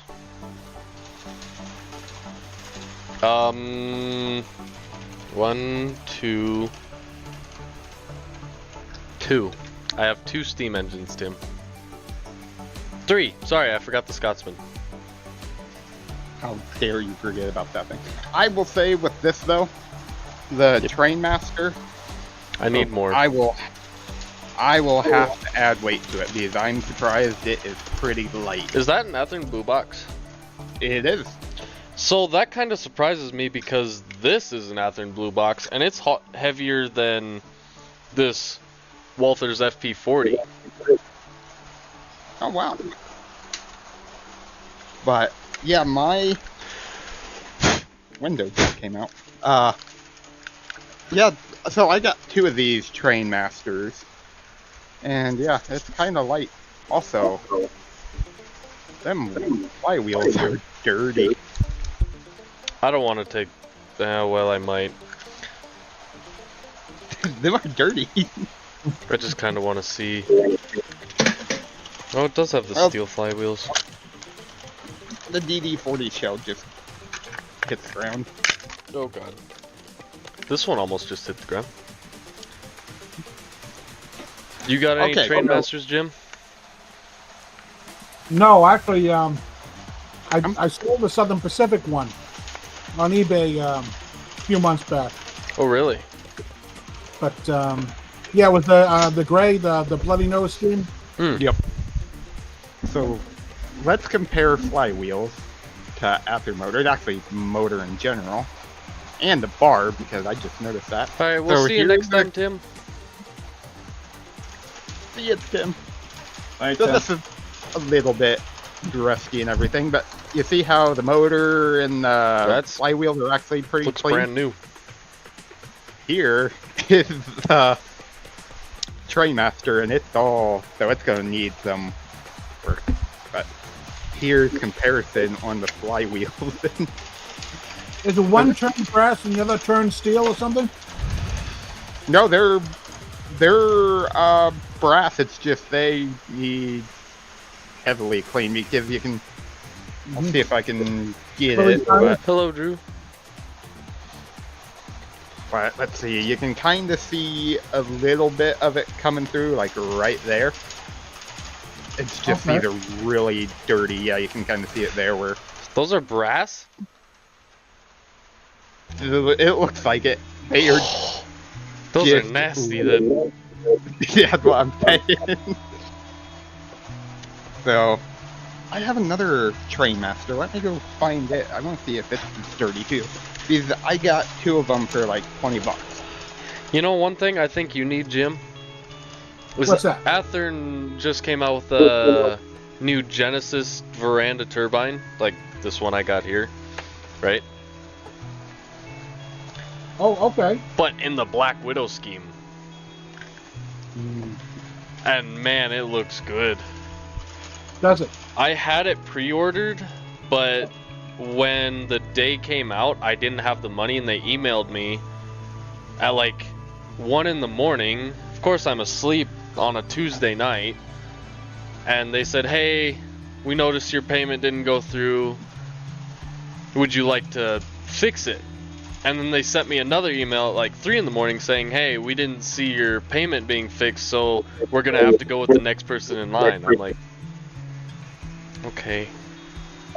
Just wait, Dave. Don't do anything. I want to.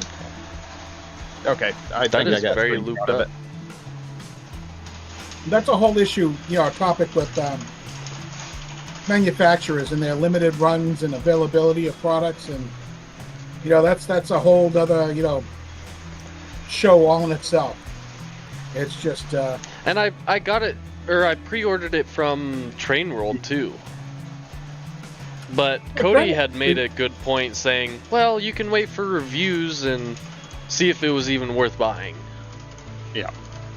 But, so, here's the difference. The top one needs clean too, but you Not can see as they're bad. they're the same, and it's supposed to be clean. And it is. I will say this though, even turning this motor, it's dry. It's dead dry. I can feel it kind of pretty stiff inside.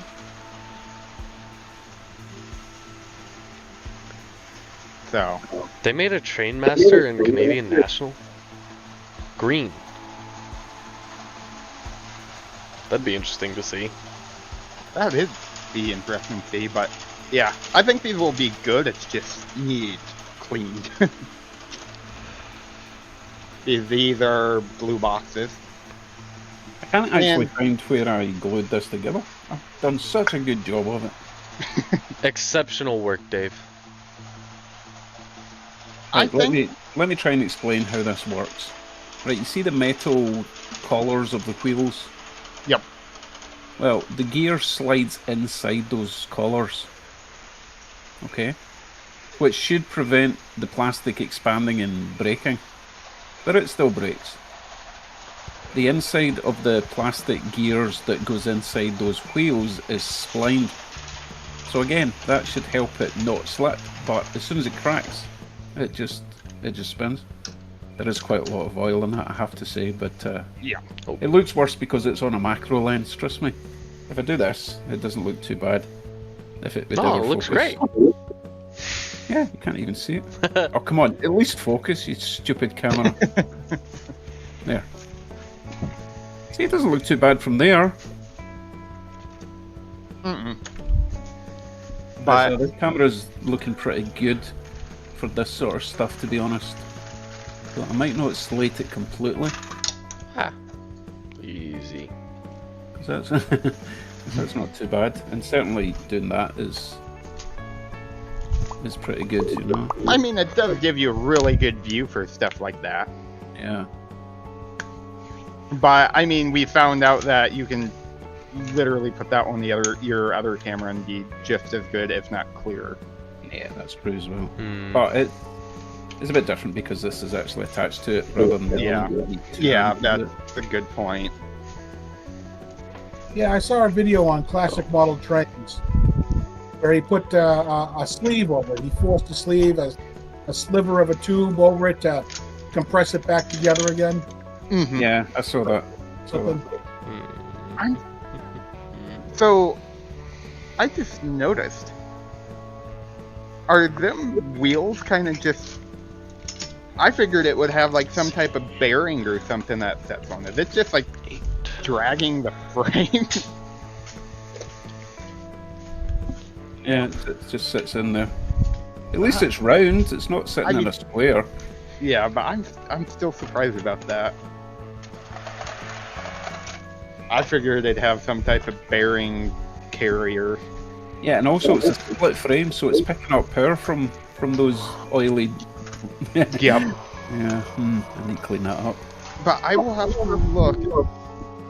So you said they are splined going into the sleeves?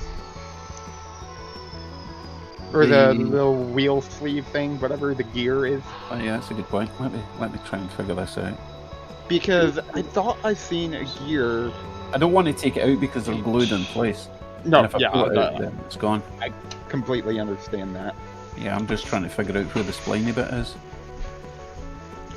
It must be splined in the wheel. The centre of the wheel must be splined, and then there's a little gap for the plastic to slide in, and then the outside of the wheel collar thing. Because looks like Northwest Shortline has gear similar to that. Some of them are plastic or like a resin or whatever gear with the metal shaft instead of being plastic. But I don't know exactly the size and everything. and at least one I'm looking at right now is not splined. But I would. I don't like just how much movement there is. Look at that. The gear goes all the way over and pretty much touches each side of the. Yeah. Well, I'd imagine that's for an 18-inch radius to where it can actually move. Okay, fair enough. Yeah. Yeah, Sidetracks is right. Yeah, it's Bachmann technology, Yeah. 80 through 2000. Yep. I was gonna say their later year runs seem pretty nice. Because I have the later year Berkshire and Southern Pacific Daylight GS4, and they seem actually pretty nice, and no cracked gears, runs really good. I'm actually selling the Daylight. Are you still going ahead with that sale, are you? Yep. Someone go buy I it. just realised I've broken this little wire, which you can't see. Hold on. This little wire here. Oh, focus, you stupid, expensive piece of crap. Yeah. This little wire here, which is attached to this. That tiny wire has to now get reattached to that. That's Okay. fun. Yep. Okay, soldering iron, I think. Meanwhile, I'm making everyone sick with this view, so I'm going to change it to that one for now, which is, yeah, that's nice. Okay. Alright, what's Joe been up to? It is his stream after all. I've been trying to get my SD40 to run. It's being a pain in the ass. I love that engine, but man, it gives me hella problems.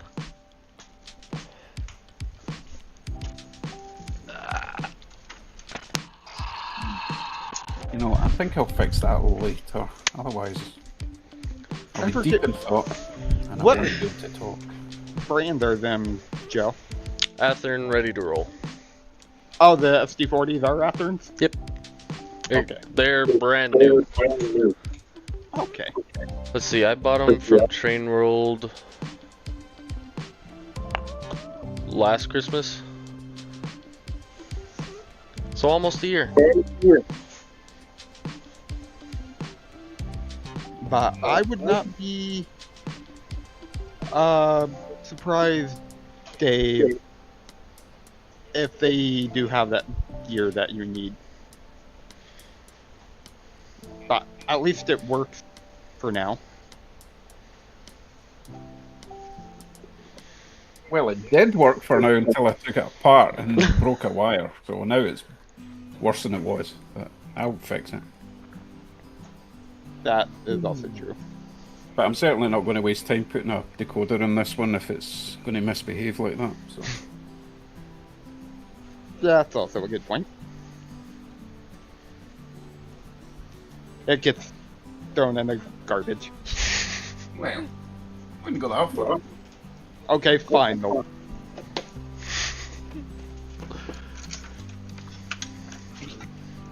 Here, Dave. I have an idea for you.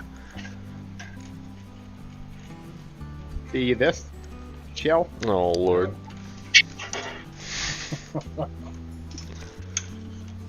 That's what you need to do with it. Show me. I wasn't near the PC. Show me again. Instant replay. Here. We go. It went. There it is. You looking, Dave? Mm-hmm. Shell? Away. Don't do that. Why? They are perfectly fine. That's the same one because I marked it. I throw that across the room all the time and it's perfect. Rebel and Sidetracks here are giving us some advice here. Sidetrack says, I saw some ads on eBay for 3D printed gears. And Rebel says, I actually found a gear to fix a friend's lifelike 040 Docksider. By chance. Yep. Laugh out loud. I think that's what this little guy is. Of course, sounds like he's talking about Steam, but From what I can tell, the only thing I can find out about this guy is it's called a Docksider. That's one of the. Is that one of the old Tyco Plymouth switches? Yep. That I want one of those. Believe it or not. Well, it's I been want one- painted. It's okay. I'll find one somewhere, but I want to get one for my little Tyco switching area, and I got to completely do it over. I do a little video, pimp my Tyco. You know, Also, just so you don't have to worry, Dave, it is perfectly fine. Nothing is wrong with it. Yeah, I've just got a thing against intentional damaging. That's all. It's something I never do. Is purposely. I mean, if things fall and you know the whole gravity tax thing, fair enough. But I don't try to break things. Believe it or not. Well, this Try. is paying for the gravity tax, so this doesn't have to pay for the gravity tax. See, I'm thinking ahead. You do something that's going to suffer gravity tax before you build it, and then it's paid ahead on its gravity tax. I think we're overdoing the gravity tax thing. I think we're killing it. It was a fun little phrase, but it's dead now, Joe. Oh, Joe. Jim, me, yes. I like the RDC, Dave. I'm a big fan of RDCs. I like that as well. I didn't care for it too much, but once I put lights in it, oh my goodness, it changes it so much. I love it now. Yeah. I need Yeah. more. They're not that expensive for what you get. They were cheap. You know, years ago, they were going for like $15 brand new.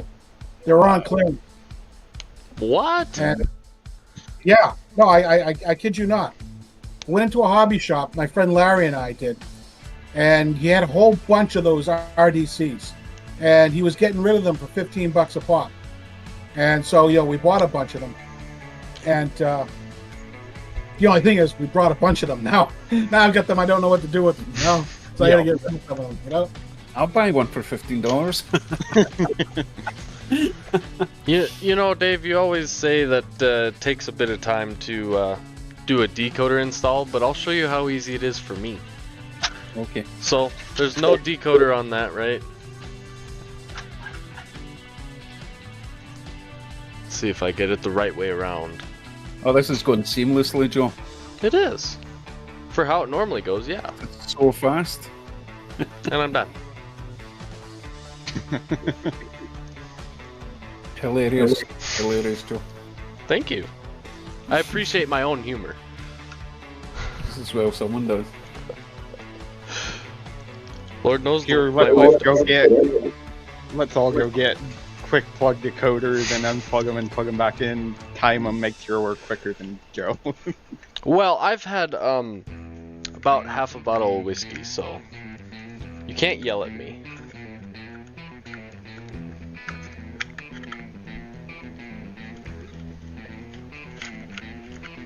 Now, if I, I can think get you the need a- stupid shell back on. Rapido RDC, Dave. What's that? You need a Rapido RDC. Well, by all means, send me one. I don't have $350 to send you, or $375 to When you send think you I an will. RDC. So this, I think this is a Proto 2000 maybe? Yes, Oh, that yeah. should be the Proto 2000. That was one of the gifts that John Dawson guy sent me. Or would that be the Proto 1000? I don't remember. It's something. I think it's a 2. Believe it or not. From what I know, the 2000 is actually newer, no, older than the 1000, which is weird. It had nothing to do with times or anything. Oh, they're having a disco.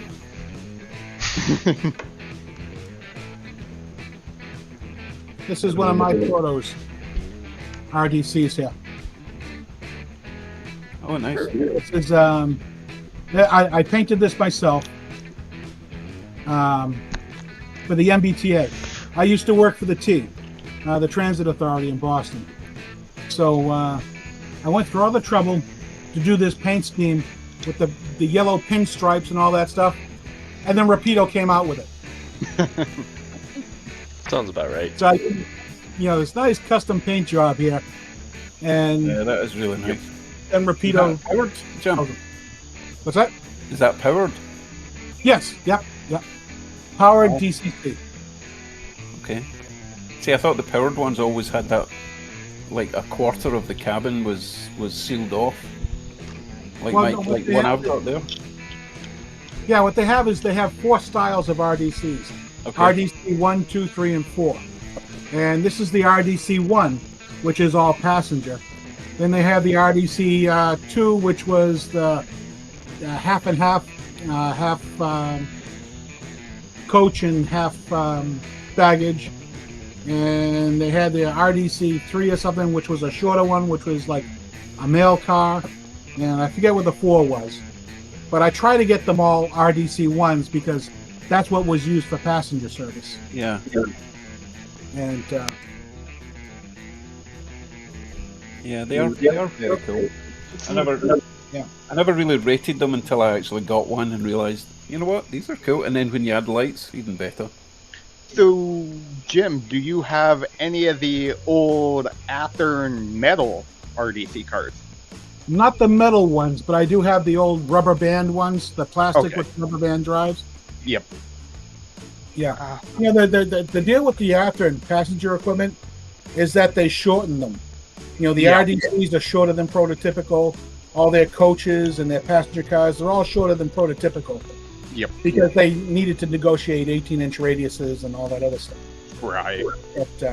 But yeah, I've had a lot of the rubber band drive RDCs and all that. There was one guy I watched, and he did a really good video on rebuilding one of the Athearn metal RDCs. Yeah. I think it was a Darth Santa Fe is what his channel was. And I thought he did a really good video and everything on it. Yeah, I've And seen some of his videos, they're pretty good. Yep.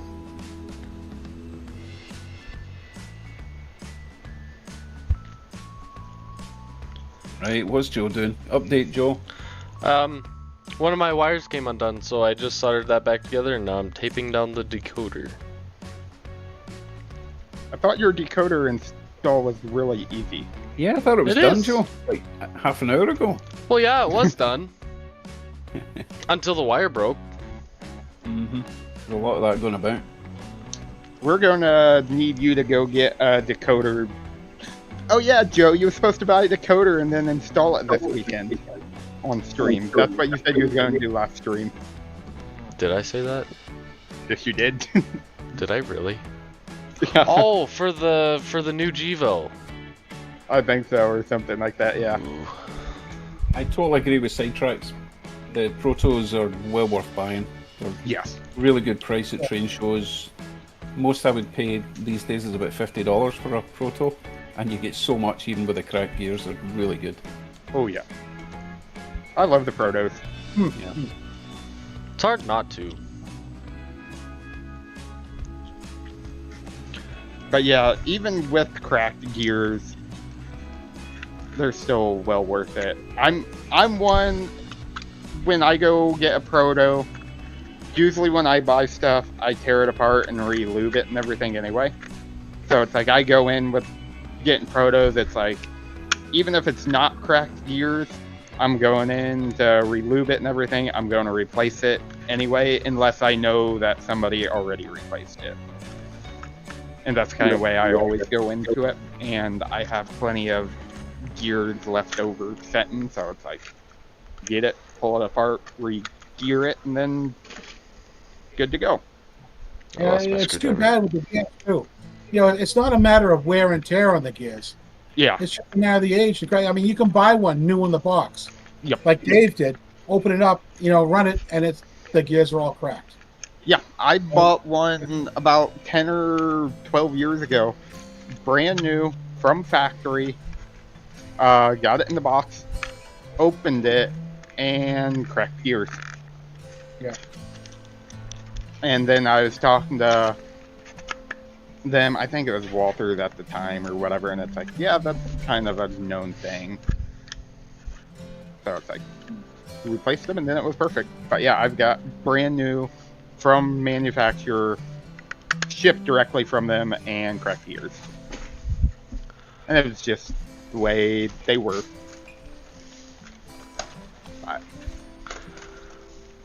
I have. I'm trying to think, how many protos do I have? Not enough. No. All of mine are SD50 and SD60s, though. All of them are tore apart, too. Wait, Joe is almost ready to go. If it'll work. Of course it'll work. It was an Probably- easy install, remember? Oh wait, He probably wired it backwards, and now it's going to fry I itself. have the wrong address. I stole this decoder out of one of my PA units. 16, You thief.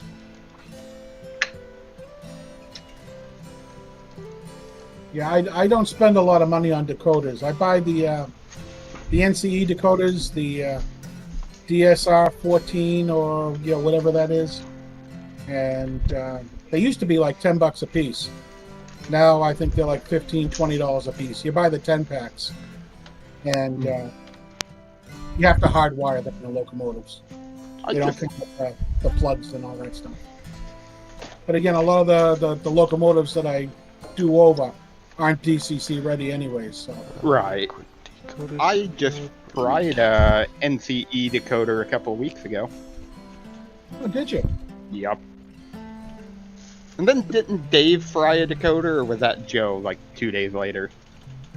Might have been me. It was Dave. That I remembered. It was you, Dave. But Yeah, I was gonna Yeah, say the- the last decoder I burned up was with this engine.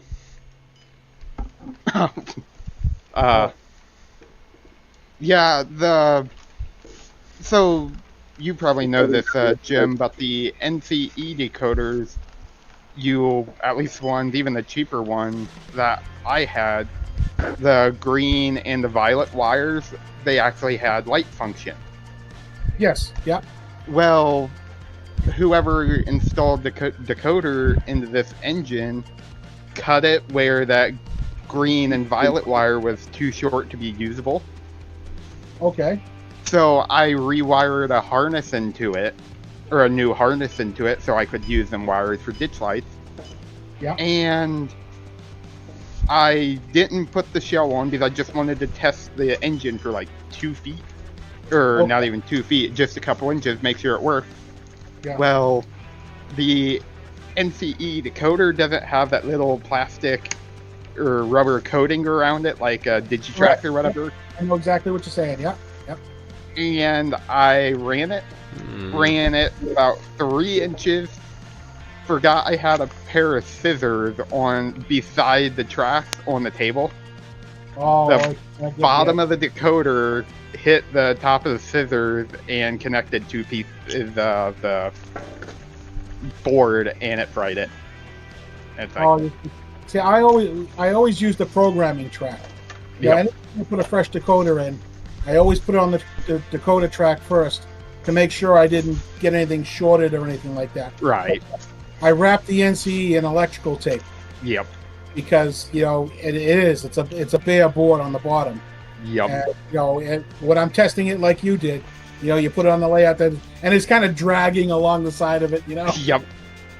Yeah, and that's exactly what it is. And like right now, my layout, I don't have really any track except 2 or 3 feet of straightaway and a curve because I've been tearing it up to redo it, and I haven't redone anything or actually to build it. So I don't have anything where I have a program track or anything right now. It's just that little track. And I wanted to test the harness before I wired ditch lights and everything into it, or wired any of the lights. And it's like, I just want to make sure it's working. And like I said, I maybe moved it about this far, and the scissors were like, and like you said, you had to have it dragging along. Yeah. I know it's. Yep. And the thing is, you got nobody else to blame but yourself, and you're like so pissed at yourself. You're like, Oh yeah. But I leave my NCE controller sitting on the side of the layout, and and that curly cord is hanging off. I know better than to put it in the in the holder, but sometimes I leave it on the side of the layout, and then I catch the cord and hits the floor, and now I got pixels out on the screen, and I get so frustrated with myself because I know better. Right.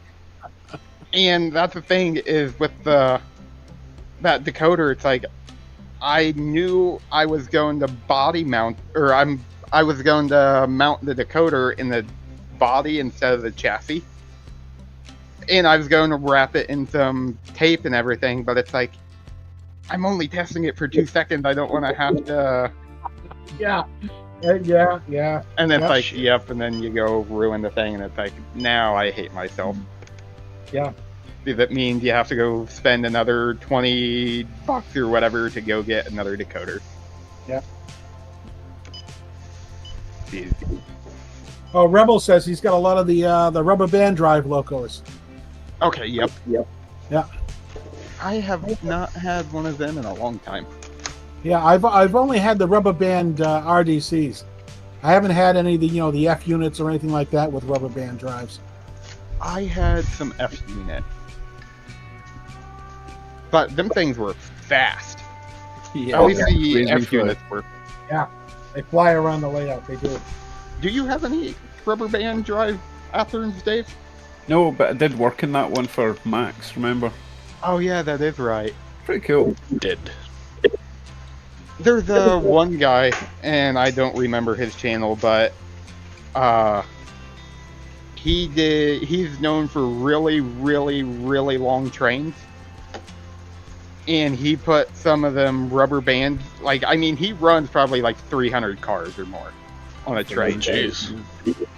And That'd be he nice. did some, he did some, what is it, did that many cars pulled by 6 or 7 rubber band drive Athearn engines, and he had the thing flying, but he had to have amazing track to do that big of a train and not have any problems.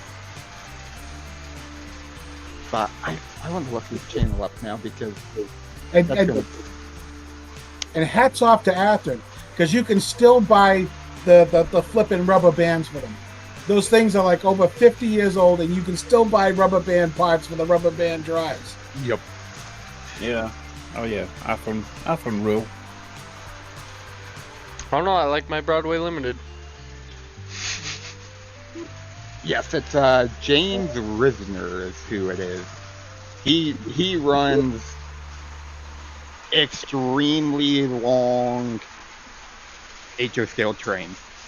And I mean, You got a link? Yeah, I'll link his channel. But yeah, he runs super long trains. I would like to know the size of his layout, but it probably is the size of your garage, if not bigger, Joe. And he has it going around the whole garage, and it has 2 or 3 loops. And it's all connected, and it's just... It's like a real train where when the front end passes, you won't hit the rear of the train for 3 minutes. But Yeah, I used to like to run long trains at the club I belonged to years ago. And 100-car trains, they're pretty impressive, because you got to put them together just right. You got to put the heavy cars up front and the lighter cars in the back, and kind of get the train balanced. You know, I had ordered a little kitchen scale 2 months ago from Amazon. Still hasn't showed up. oh, really? Is it really for measuring cars, or is it measuring drugs? Well, dual purpose.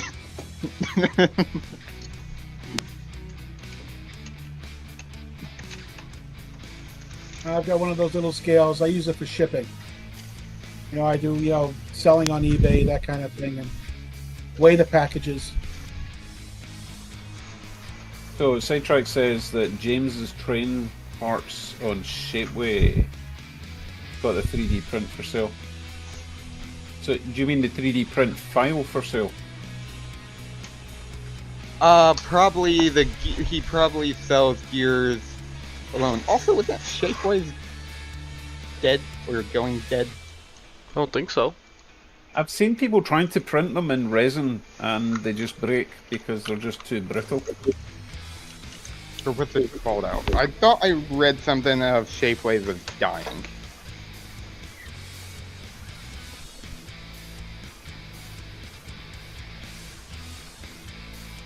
Paint scheme on which one, Michael?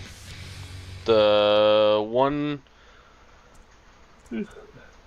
I'm gonna assume you're talking about the gray one. It's a Fantasy Greyhounds paint scheme for the Union Pacific.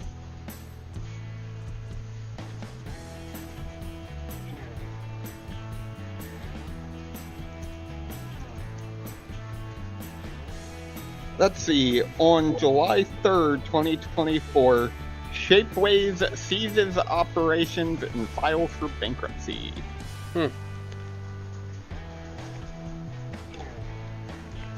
That's interesting. So, yeah, they are going away. But that James Train Parts, he has his own website. Good. I'll bring Right, it a little lots. closer to the camera.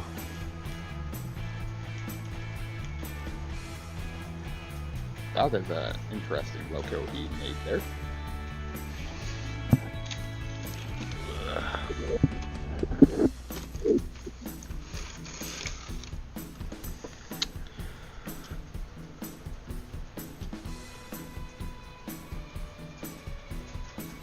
Looks nice, Joe. Michael was asking about this one. It's a Broadway Limited Gevo with the smoke and everything. And I almost dropped it because I forgot how heavy it was.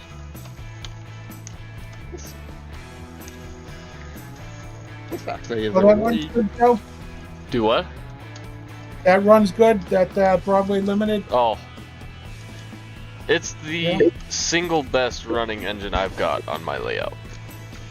Is it? Like, I haven't had a single problem with it. I bought a Broadway Limited Hudson steam locomotive many, many years back. It was, an early run, and the thing was garbage. I mean, I hate to say it, but it had the sintered wheels like Athearn has, constantly getting dirty. They just wouldn't stay clean. TCC and stuff, but I still have it, but I gotta clean the wheels out of it every time I run it. I run it for 10 minutes and they're dirty again. Now, is it Paragon 3 or Paragon 4? Oh, I don't know. Oh. I don't know. Because We're this talking- one's a Paragon 4, and I've heard a lot of bad things from Paragon 3. But this Paragon 4, I don't know what they did, but from what I can tell, they fixed everything that was wrong. I mean, this was first generation Broadway Limited locomotive. Oh, so We're probably talking Paragon 1 then, if it was that. 20 years ago. We're talking, that long ago, yeah. Yeah, so that would have been a lot older Paragon and everything. And one Yeah. nice thing I like is if you do function 22, it does the alternative horn. It's got two horns hooked up to it already. You just hit the 22 and it does the alternative horn. Sidetrack says first gen BLI is Blue Line. Okay.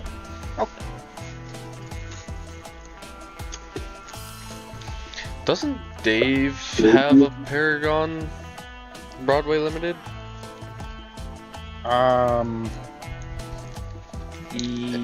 The steam train I've got, I think, is a Paragon. I think. If I remember right, that SD40. Well, that and the E8, the New York Central he's got, I think that's Broadway Limited, but don't quote me. No, it's That's not.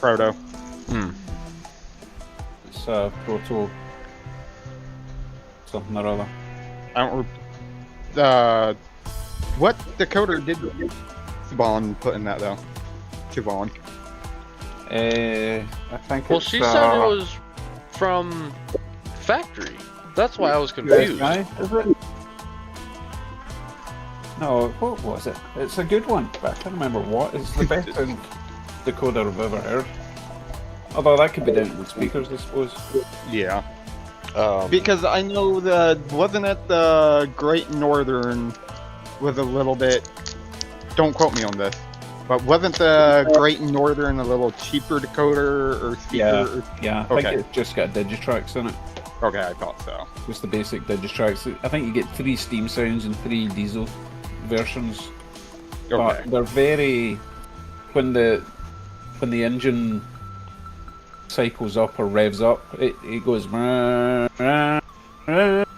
You know, there's no linear sound to it, which is a shame. Yep. Whereas the other one, once it gets, it's almost like it changes gear, and you can, like you would in a truck when you're getting up to cruising gear, and you can hear the revs dying down, and then it starts up again when it's going higher speeds. It's just really good. I don't know if that's realistic, but it sounds brilliant.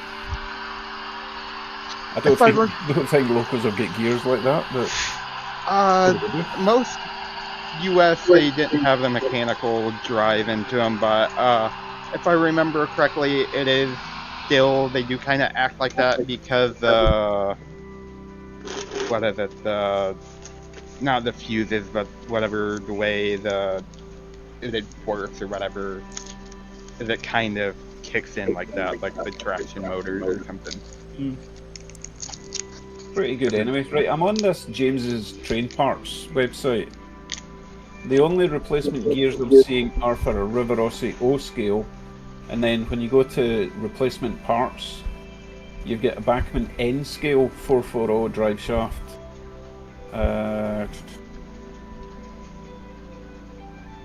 Got MRC Berkshire replacement eccentric rods. No, I'm not seeing anything that I could use from his. Yes. Let's page. see. I'm trying to think. I wonder if it's just in the prints, 3D printing maybe. Nah. I have no idea what flavor that was, but it was terrible. What are you munching on? Taffy. What? Oh, Taffy. Taffy. Saltwater taffy? Oh, toffee. No, that's different, Dave. Come on now. Just the spelling, it's the same stuff. Taffy. Taffy's just white toffee or something. Just doesn't have caramel in it, I don't know. Very sticky. The taffy no. is very sticky.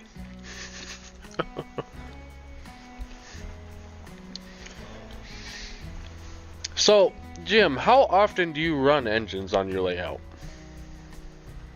Well, actually, I've been doing it quite often in that little Tyco area that I'm doing. Because I'm getting all the switching down. I'm adjusting the couplers on the cars, putting magnets under the track, the uncoupling magnets, and getting those little accessories to do all their thing. So most of my running right now is in that little 2-foot by 5-foot area. Right. And while I do that, I'll have a train running around the layout, just going around in circles. So is that blocked? Well, in a block to where it's just DC, or is it DCC? Right now, it's all DCC. I have that Tyco transformer. Of course, I want to throw in a double pole, double throw switch, so I can make the yard itself, just the yard, DC. Right. So I can run some of those Tyco locomotives and that kind of thing. But right now, it's DCC. The switches are all hand laid. I have a friend Larry that had all those fast track jigs. So he hand laid all the switches for that area. And ran them with Tortoise switch machines underneath. And again, I've wired all the accessories in, and I'm trying to make it look as 1970s as I can. Like a 12-year-old's layout. I You know, I mean, had that grass paper mat. You know that? yeah, like the Lionel stuff. Yeah, the sawdust paper grass mat. Yep. And Yep. old plastic structures, and the big red glowing bumpers. You know the bumper tracks they used to make Yep. with the big red lights on them. You know, Yep. I all those. I put those in. I want to try and make it look as retro as possible. You are But of doing course, a good job. Oh, thank you. But it's got to run right though. So the hand laid switches, because those Tyco switches, they only got like 4-wheel pickup. Mhm. So I need to make sure every millimeter of rail is powered. So all the frogs and all that stuff will be powered with the switches. But I enjoy it. It's a retro thing. It's what I had when I was a kid, Right. or what I wished I had when I was a kid. Right. You'd look at the back of the box and be like, oh, that'd be cool. That's exactly it, Joe. That is exactly it. I don't look think at the back of the box and say, I wish I had this, and this. Because I had a box. It was one of my, I think it was my Chesy engine that I had. It was the only box that come in a Tyco. And it had the big oil tanks with the blinking light on it. And then the other picture was the trestle with the blinking bridge light. Let me grab the box real quick. Let me grab one here. Dave and Cody don't know what we're talking about because they don't keep boxes. Plus, I'm from Scotland, and What do you mean I don't keep boxes? I have know a the ton. differences in Canada and North America. I have like all the boxes. This is the freight unloading depot right here, Mhm. right? And of course, on the back of the box, they had all the other accessories that you could buy. The auto rack haul, or the car hauler, and the piggyback Yep. trailer unloader. Yeah. And I would sit there making my wish list for Christmas. Santa Claus is like, oh, I want this. And then, of course, I didn't get it Christmas morning. Yeah. Do you have Yeah. one of them railroad crossing?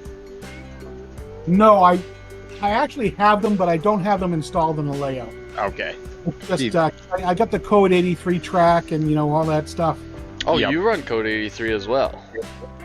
I That's run Dave. Code 83 on most of the layout. The staging track is Code 100. Mm. I have a bunch of staging tracks on the lower level, and I wasn't going to spend all sorts of money on that track, so I just used Code 100 for that. Mm. But the basic layout with the scenery, all this stuff up here, that's all Code 83 track, on the upper level. Down here on the lower level, that's all Code 100 track. So, on your radiuses, what's the tightest curve you have? 30 inches. 30 inches on the main line. Yep. Man, I wish, because I've got, I think it's 6 Union Pacific passenger cars. I got them on the staging yard right now. They look fantastic, but as soon as they hit any of my curves, they just jump right off. Yeah, it's are you running body mounted or truck mounted couplers? They're body mounted. They were originally Talgo couplers with the horn hooks and the truck mounted. I cut them off and put the body mount. Just got the KD, the plastic snap coupler boxes, and I just glued them right to the frame itself, the body. Yeah. And I honestly have to say it made it worse. Yeah. With your- I had a bunch of River Rossi cars, they're full length long passenger cars, Mhm. and I had body mounted couplers on them. But because of their length and the overhang, they tend to pull each other off the track. Mm-hmm. I had to go back and truck mounted couplers because the center of gravity, you're pulling from the center of the truck as opposed to pulling the body, all over. Right. That kind of thing. The, So I wouldn't do that. Yeah. yeah, because even like the Superliner cars, I don't have any of with maybe they're all in the basement, flipped on their side. But the Superliner 89-foot passenger cars, I have they ran great on even 18-inch radius, but they still have the old Calgo 10-foot long the horn hook coupler on them. Let me grab one. I've got one right here. Actually, I think I have one too. They're not the painted ones. Oops.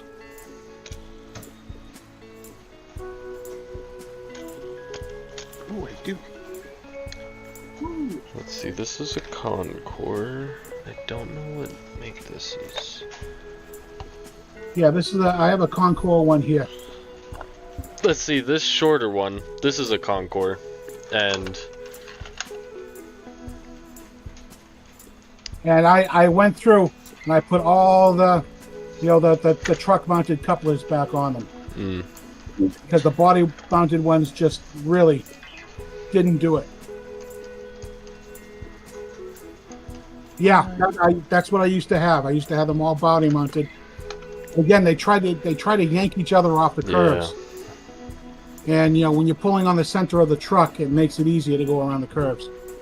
Yeah, these things. And like I even added, let's see, that's 75 ounces of weight, just vehicle weights, and didn't help at all. Yeah, I kept mine just like you have yours.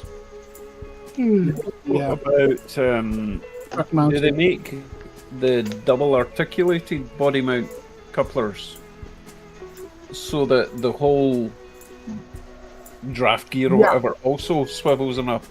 Those Bachmann Spectrum passenger cars do that. They Right. have they have the body mounted couplers, but they swivel with the trucks, and it's a really complicated mechanism. I'll have to try I that, don't Michael. think- Yeah. So these are the Encore Amtrak cars.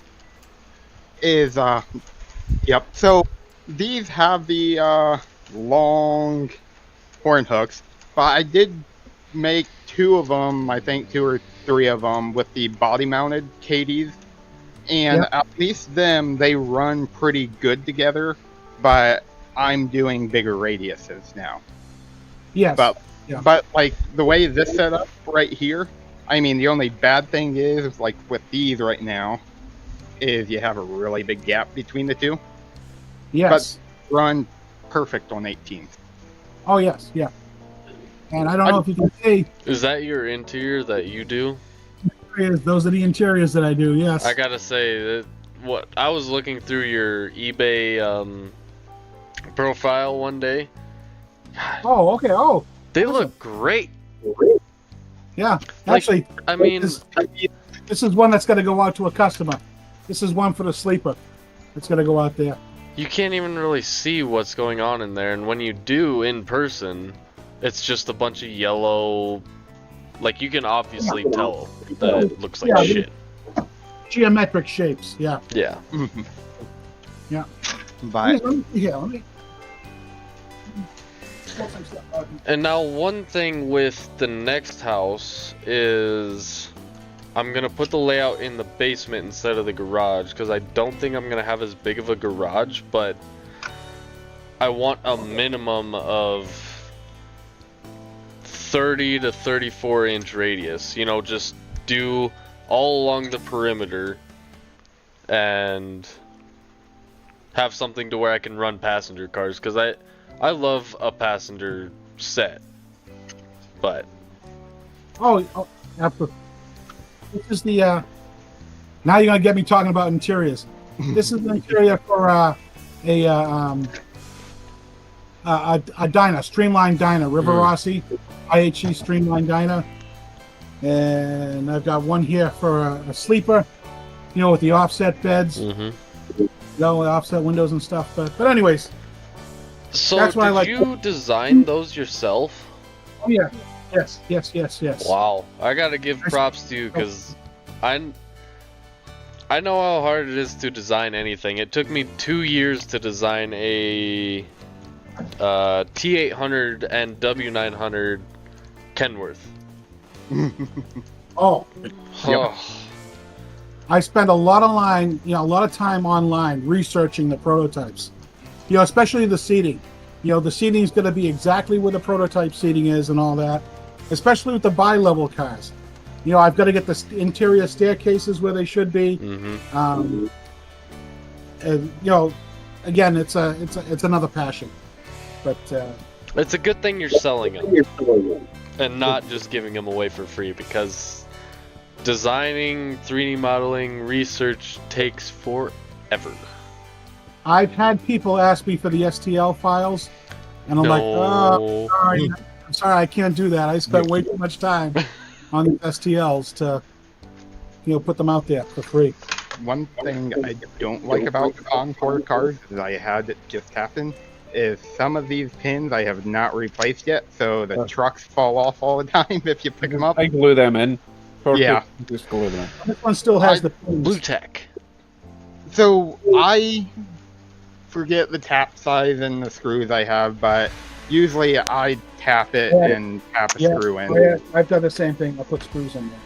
But one thing I do love about these Concords is their removable roof. Makes it so much nicer. I don't remember which one it is, but I think it is the Concords that I can take the roof off of this. Yep. Let's see. Let's just in- see. I think this I've one's also put into some the brass contacts for lighting in there. Yep, that's what I have to do. Yeah, this one's cool. Yep, So I they have. the lighting and everything. And I threw some car window tint on the on the insides here, just to darken them up a little bit so they're not quite as see-through. So what do you guys think of the Broadway Limited Kennefic? I can never pronounce it right, but the new passenger car they're coming out with the lighting already in it and the keep alive and everything. Do you think it's worth the price? I can't afford $150, $200 for a car. I'd rather go with a $20 Concours and 3D printed interior. Yep. I can live without all the, individual grab irons and all that stuff. I can, I break them off anyways when I go to handle it, because they're so delicate. I watched. But, so one thing that kind of makes me upset with Broadway Limited is their new CV setter that they're hyping up, and it's like, how often do you need to change your CVs? Like, exactly. Unless you're buying a brand new engine like every day, Yeah. you don't need to change your CVs other than when you first get it, or if you put a new decoder in it, or if you want to lower the sound. But it's like, I understand it's kind of nice to just hook it up to your track, but at the same time it's like, I would never use it. I use the JMRI Dakota Pro. I mean, it's a really nice software to use. Of course, there's a learning curve to it, but once you get to know how to use it, all you do is you just plug in, click on all the options, and it automatically reads the CVs and writes them. It's really a nice piece of software to use, and especially for the acceleration and deceleration curves. Yep. It's just like it's like a slide bar thing. You move the slide bars up and down, and so you can get whatever you need. I think I need to get with you one of these days, Jim, to figure out JMRI, because I hooked up JMRI to my NCE system because I had I think I still got it in here. Yeah. This train engineer for my 5 amp system, and JMRI would not recognize it at all. And like, it was a fresh install. I never downloaded it before, so with this Digitrack system, it might be easier. Well, there were a bunch of setup options. When you first go to set up JMRI, it asks you what DCC system you're using. It's important to know what port you're using. Right. I have a serial bus connection. That's so you gotta make sure you get the port. You gotta make sure you got the the right system. And I forget what other options there are in there, but you gotta make sure you go through that initial menu to get all the choices right. Right. And but again, I swear by JMRI. I think it was after like a couple days of me trying to mess with the settings, I would click Yep. on it on my PC, and it just wouldn't even open. I was like, well, I guess I broke it. Does that make you a serial killer? I just looking. I think somebody went crazy with the weights on this card. Oh, Wow. I am Oh my not lord. in charge.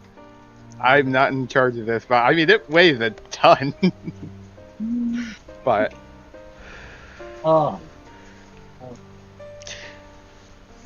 Yeah, but I see Michael had said he had one on pre-order, which, you know, for me personally, I don't think I would use it that much.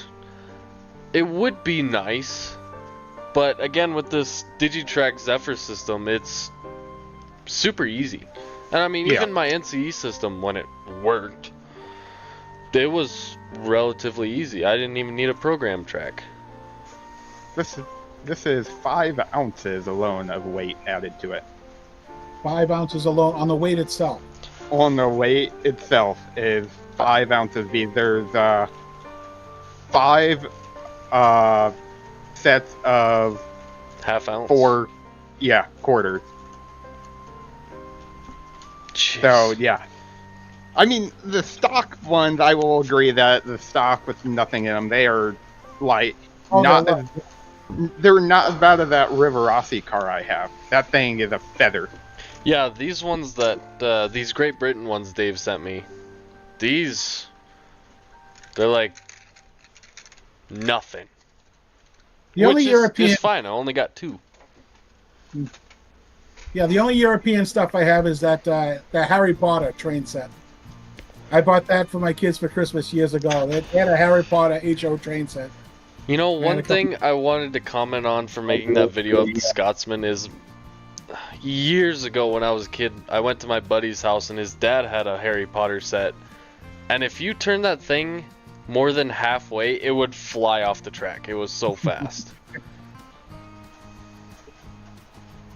Well, isn't that a Me thing too, with Rebel. Harry Potter that flies? Yeah.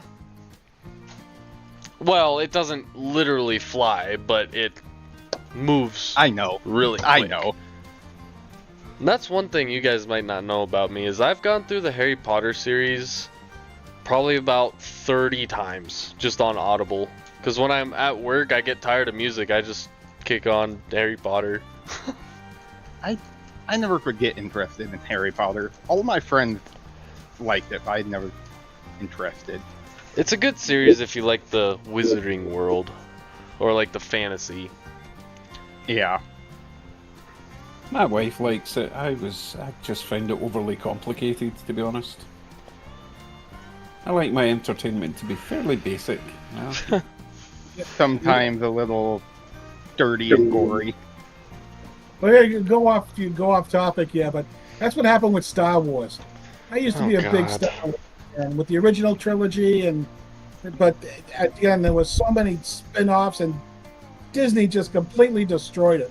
It just got too complicated to follow, and I'm like, well, Yeah, like, like Dave said, it's going to be straightforward, simple to follow, and that's it. Yep. I also found that Star Wars, it just became a bit serious when they revamped it, you know? well, you know, if you look at it as not following the first 6 movies, where the 7th movie, just looking at it on its own, not to derail this anymore, but, like, it was an alright movie if you have never seen the first 6. Like my wife. The first Star Wars movie she ever watched was the 7th one. Or the 7th made one. Mhm. And she thought it was a good movie. And I'm looking at it like, I hate everything about this. Which one was that? Oh god, I can't remember. The one with Rey and the black guy that was a clone and defected or whatever the hell it was. Oh, see, I quite liked that one. Really? Yeah. Yeah. I'm a generation that saw A New Hope, the first Star Wars movie made. I saw that in a movie theater, when it was first released. And, that was Star Wars for me. And Harrison Ford and Carrie Fisher, and then then they started doing that prequel trilogy with Jar Jar Binks, and I'm like, I didn't like any of those. I'm like, Have and any then- of you seen the Christmas special? The Star Wars Christmas special? Yeah. Yes, I have. Oh with the my Wookiee- lord, that was bad. Yeah, it just it's hilarious, But again, as a kid, when I saw Star Wars for the first time, of course, we didn't have DVDs or cable or VCR machines or anything. The only way you were going to see Star Wars was in the movie theater. Hmm. So if you were at home watching TV, to see anything of Star Wars on TV was like awesome,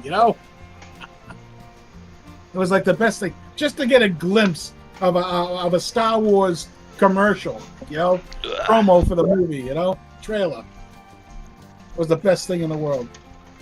Because It was special, wasn't it, back then? yes, because the only way you saw a movie was at the movies. Like one of the first films I seen was Close Encounters of the Third Kind. That is not what I thought you were gonna say. I don't know why. Was it just you in a nice lounge chair with your own private screen? No. Oh, okay. The movie theater experience. That was as a kid. That was a thing in its own. I know. Yeah. I'm gonna go rambling on now, but the theater seats were so narrow and small, and the floor was all sticky, and there was popcorn and soda everywhere. That was the movie experience back then. My mum took me to see Jaws when I was like 8 years old. Obviously before they had, parental guidance and all that. I had no idea what Jaws was about. Although, actually, what age was I? I was maybe 10. I couldn't have been older than that because I remember seeing that naked girl running along the beach. Yeah. That was quite exciting, Like, Of whoa. course he didn't. Mom, you gotta go away. I got shit to do. But yeah, it was, the bit in Jaws where they're diving into one of the sunken boats, and someone's corpse drops down and their eye pops out. Do you remember that? Oh yes, yeah, that boat scene where it flops Oh out. yeah, I jumped out my skin. That was terrifying. Of course, my mum laughed at me because parents back then didn't mollycoddle you. They thought it was hilarious when your child was in fear. Just Yep. But yeah, Jaws in the cinema. It was. I mean, it still is pretty good considering how old Jaws is. It's certainly better than that 3D crap they made. Oh lord. I just derailed everything. Did you get to see? Drive-ins.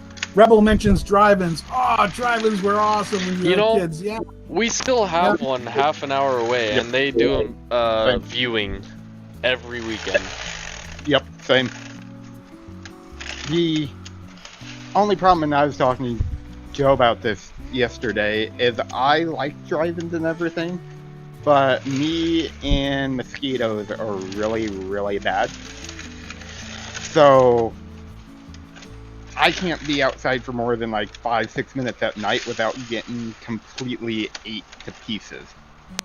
So going to like drive-ins or out movies like that, I have a problem with, because basically, let's just say right now, my whole back is covered in mosquito bites and everything. And I mean, it's the whole back. Oh, you can't reach it, Well, even if you can, it's the whole entire back and then my legs and everything. And my dad's lucky because my dad, he gets mosquito bites and they itch like crazy for about 30 to 40 minutes and then they go away. Mine well up for 3 weeks and they're itchy. So that's my problem with drive-ins and everything. Is usually it's outside and warmer out, and a lot of the times you can't run your car because it's Yeah, they going don't to like fume you running your engine. Yeah. Yep, so it's going to fume everyone out. So That's the But nice yeah, thing I about love my truck. drive-ins. It has very low emissions. definitely could never take my car because it has a ton of emissions. Did the Really? I drive? can take my wife's car. It's electric. That wouldn't cause any problem. There you well, go. other than the battery going flat. That battery won't go. God, people. You imagine how much power it requires to push a car with a battery. To sit with your aircon running is nothing for an electric car. Trust me. Well, I guess it all depends on how far you have to go. And then, No, you could be sitting running your AC in an electric car all day and your battery would be fine. Trust me. Well, what about if that movie theater was like, say, or not movie theater, the drive-in was an hour and a half away? I'll just plug it in because they've all got chargers now. I know what you're trying to do here. hey, I- not no, the I'm US. just- Trumpers. Because, like, at least no drive-ins around here have any plug-in things for electric cars. Yeah. We've got a plug-in for electric cars at our local drag strip. Yeah, I What? can kind of see that. Yeah. A lot of Teslas go to the drag strips just to piss off everyone who spent absolute fortunes on their gas-powered cars, and then a Tesla comes along and destroys everyone, and then goes home, and everyone's like, well, that was a waste of time, investing years and money for some twat to come along and straight out the showroom, Yep. Tesla Plaid destroys That is 1,000 nice horsepower cars. It's crazy. thing about electric, though, is the instant torque and the high torque. And you know what? They're perfect for a quarter mile because once you get up to the over 100 miles an hour, then they start losing their Yeah. top end. But for a quarter mile, you can't be an electric car. Even a crap electric car is going to be good for an eighth of a mile. You know, that's the Yeah. nice thing about my Mustang. Not to bring up my piece of shit Mustang, but in third gear, I hit 140 miles an hour. Oh, wow. Nice. In third gear, and I still had 2 more to go. I just thought, holy shit, I'm gonna die. You are fancy. You have more than 3 gears. I'm stuck with 3. Well, it does have a TKX racing transmission in it. Yeah.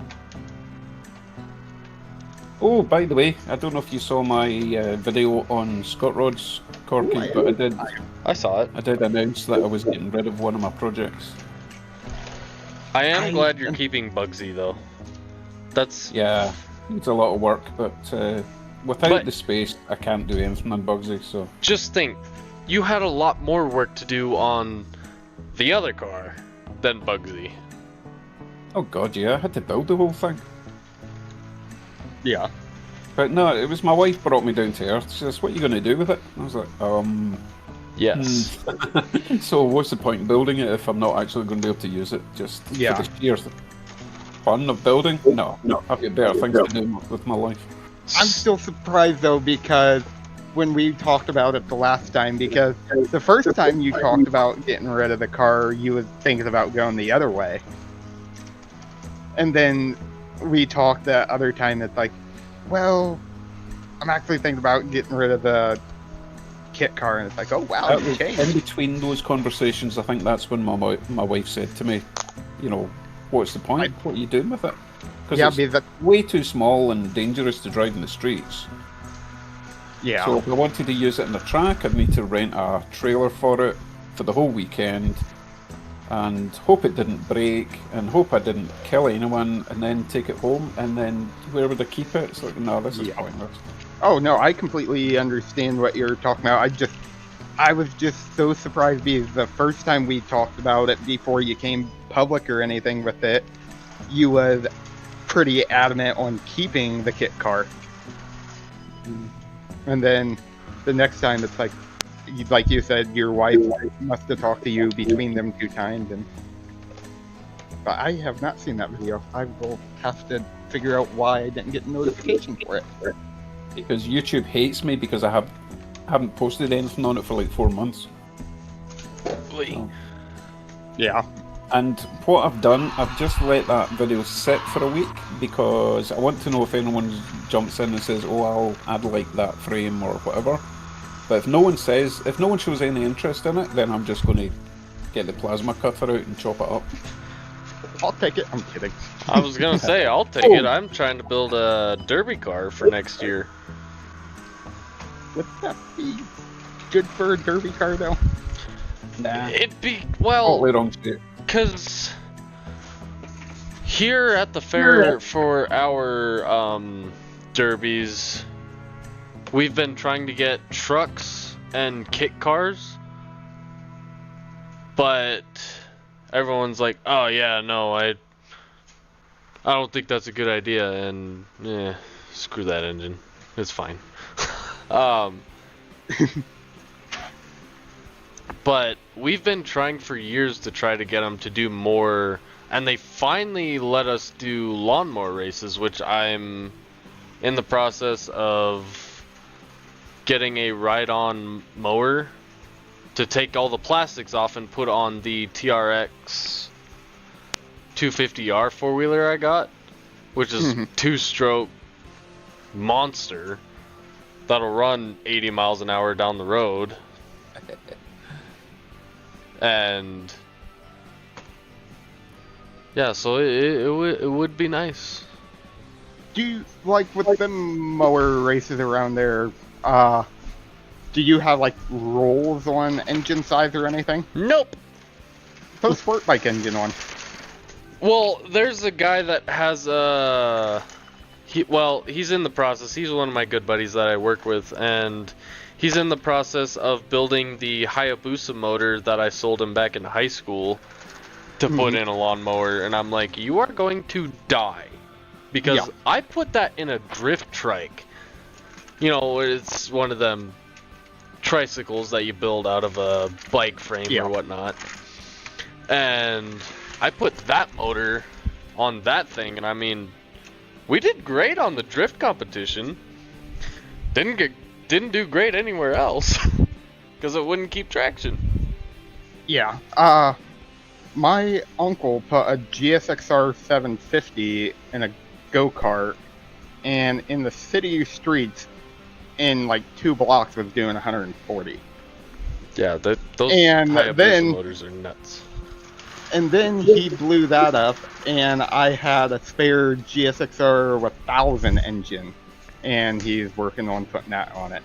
And mind you, both the GSXR 750 and the 1000 was race car motors I've used. I used them to race 1,000-pound cars, and them things, even being 1,000 pounds, were doing 110, 120, and then you add it to a small flat cart. Yeah. And that thing just, it's like I told him, it's like, by giving you this motor, I am not liable for anything you go wrap yourself around a pole or anything. It's like, this is 100% on you. And he's like, but yeah, I rode the 750 and it was stupid. It's like, I am known to run light, high horsepower stuff, but it's like, I'm going to get killed on this thing. Because he didn't put a cage on it or whatever. I told him he needed to put a cage on it. But since it didn't have a cage, it had no belt or no seat belt or anything. Because if you don't have a cage, you almost want thrown from the thing. Yeah. So it's like, that thing was crazy. But yeah, I think the fastest he got it before it blew up was like 140. Oh, for fuck's sake. Yeah. I never got that far into it when I was younger. I was in my 20s and I used to work on cars, but I didn't, try to soup them up or anything like that. I worked on them out of necessity to keep them running. Yep. And, my most involved project was taking a straight 6 out of Camaro and put a V6 in there. I've done, transmissions and stuff and, just light repairs and stuff, but I never really got into it. But I did this Chevy Caprice one time. A Caprice Classic in the early 70s, and I had done the body all over on it. And of course, being 18 years old, buy Bondo by the gallon. right? Yeah. Oh, this guy was this was the proverbial Bondo mobile. I hit a tree with it, and the body just shattered like it was glass. Just Bondo everywhere. That's the right front fender on my car right now. I have to get a new fender because actually one of the rear quarters is too. It is just straight Bondo. Yeah. But at least the quarters I have brand new quarters ready to put onto it because the car came factory without a vinyl roof, and then someone down the road put a vinyl roof on it, and it rotted the quarter, then it rotted the roof, and but Oh man, Rebel. I bet your dad sold it for real cheap too. 69 Charger. Oh. well, that's the thing. Them Chargers until the last, what is it, 15-ish years, 15, 20 years, them things went for cheap. I've known people to trade cylinder heads or Ford 9-inch rear ends for 68, 69 Charger rollers. Really? Yeah. Because back home in South Dakota, they were huge Dukes of Hazzard fans up there. Well, yeah. So, if there was a fender of a Charger, a 68 or 69 Charger, it was $3,000 and it was gone in an hour. Oh, yeah. Yeah, now they are crazy, but yeah, I've known a lot of places like up here where... Partly because Fast and Furious decided to use them, Yeah. and that rejuvenated the interest in them, and now everyone wants them. And, there's none left. What's cool, we have, there's a team up near Cleveland, I think it is. They take old Crown Vics and cut the basically straight down to the frame or whatever, and they get re-stamped 68, 69 Charger body panels and basically build a 68, 69 Charger out of a Crown Vic, and they go crazy. They jump the thing 100, 200 foot, and I mean, it destroys the thing, but it's not really matters because it's re-stamped, non-original steel. It's actually the same manufacturer that I got my brand new quarters from. So,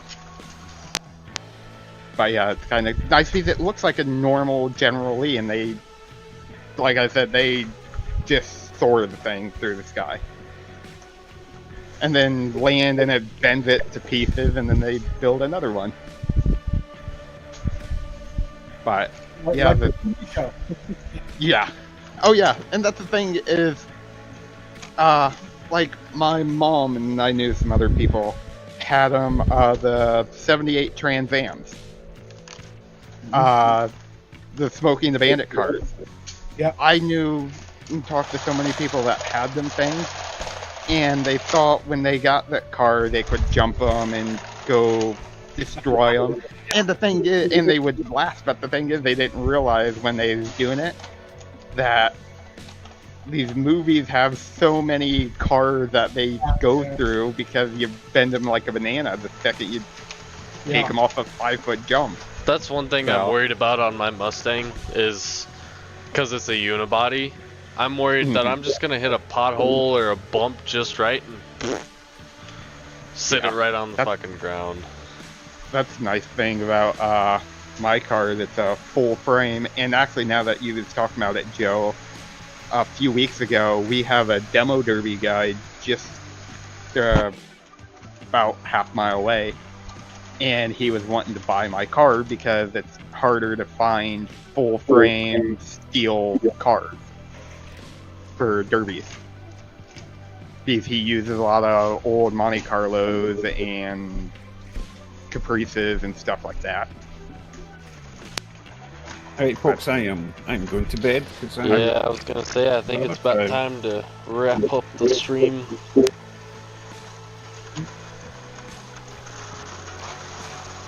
Thank you for a fun stream. Oh, yeah. I shall disappear first.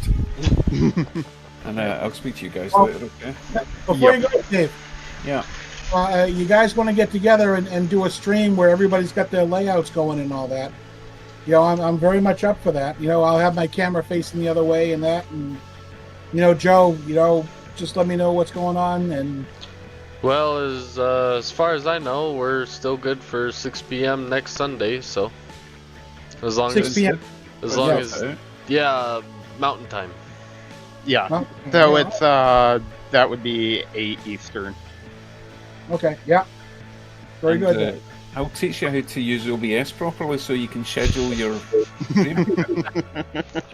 And not have it going for 7 hours before the What I stream. would say though is if you're going to schedule it, you have to have your thumbnail image ready because it will ask you for it. Yeah, Um, and I just used my logo. Yeah. And once you've got it scheduled, it goes sort of semi-live on YouTube. People can use the chat even when it's scheduled. But you can go into your settings in YouTube and switch off the little heart that you didn't bother to do, by the way. I've noticed it's still there. I tried it 3 All right, times well, while fine, we've been guys. sitting here. My head. Anyway, I'll sort that out. Once you've done it once, oh, and you can also save those settings so that you can just go back in and redo it each week. Alright, I will try it one last time just for you, Dave. All right, I'm watching. Edit.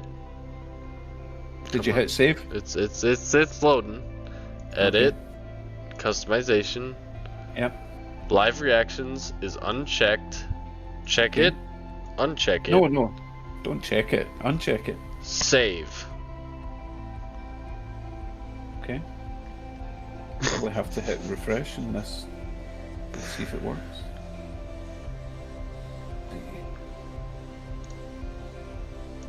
But it's still there. I done told you. It don't like me. Are you sure you're not doing it on the previous stream? That No, They I canceled make it? sure to go back and delete the stream because it says it permanently deletes it, and I go back and on my channel says he and it doesn't have still says reactions it's on. there. So Rebel says it's okay for him. Maybe it'll just take a wee minute. Let me refresh. Again. There it goes. It finally went away. Yeah, for it's me. gone. After I gave like 6 different reactions, I started clicking them. Oh, all right. Okay, folks. Thanks for a fun stream. Yes. Can I? I now need to go and fix that fucking steam engine. Excuse the French, but that's your fault, Corky. Why is it my fault? I mean, I hey, can it's, tell you- it's, You see it's the my gear? stream, so profanity is preferred. Oh, now he tells me. Oh, so Dave, for the Yeah? stream that's coming up tonight, Yeah. profanity is highly recommended because I feel it's more honest. Not everyone likes it though. You don't Oh want to wait, put we're people just off. ending. I guess it's a little late. Okay, I'm Offski. Alright. Good night, Yeah. Corky. Good night, Joe. Good night, Jim. And Rebel. Night, Dave. And Rue. Bye. Anyways, well, we will see you all next Sunday. Next Sunday, very good. Thank you for having me on, allowing me to Oh yeah. barge in here, and Thank you for joining. and hopefully we can take some of this entertainment off your hands with the trains. That way I don't spend your stream running around, you know. It does get quite boring with just 2 circles. Well, it's not so much that; it's just that you spend more time out of the seat, you know, moving stuff around, and that way you can say, "Oh, let's just look at Jim's video, or look at Dave's video for a while." Yep. You can sit down and socialize, you know, that kind of thing. Right. Anyways, well, good Yeah, night, that- all. Yep. Good night, you all. Have a good one. Night. You too. Good night.